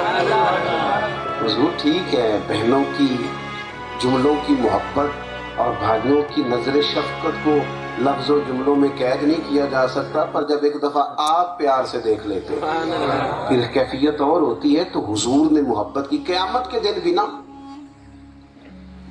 ہمارے جو دنیاوی رشتے ہیں وہ سارے ختم ہوں گے، سارے، اور میں آپ سے عرض کروں کچھ بھی نہیں ہوتا، وہ میرا خیال ہوتا ہے کہ میری وجہ سے بڑا کام چل رہا ہے، ایسا کچھ بھی نہیں ہے۔ میں تو آج آیا ہوں لیکن مجھے بتایا گیا یہ محفل تو 19 سال سے ہو رہی ہے، تو ہمارے بغیر ہو ہی رہی تھی نا، تو ہم چلے جائیں گے تو اس کے بعد بھی محفلیں، یہ ہمارا گمان ہے۔ پہلے تو میں قبرستان جاتا تھا تو زیادہ جگہوں پہ یہی لکھا ہوتا تھا آخری آرام کا۔ کچھ دن پہلے میں قبرستان گیا تو ایک قبر کے پیچھے عجیب جملہ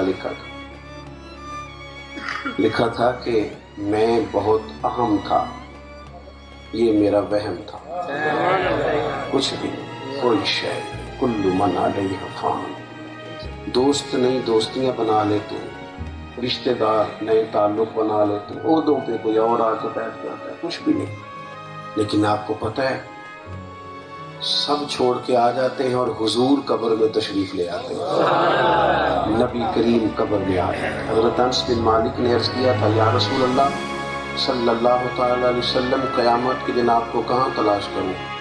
اچھا حضور ہمارے وکیل نہیں، شفیع ہے، حضور وکالت نہیں کریں گے، شفاعت کریں گے۔ آپ کو سمجھ آ رہی ہے میری بات؟ حضور وکالت نہیں کریں گے، شفاعت کریں گے۔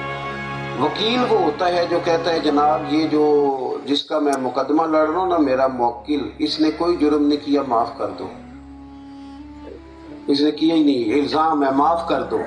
پھر سمجھے، وکیل کہتا ہے اس نے کچھ نہیں کیا، معاف کر دیں، بری کر دیں، یہ وکیل ہوتا ہے۔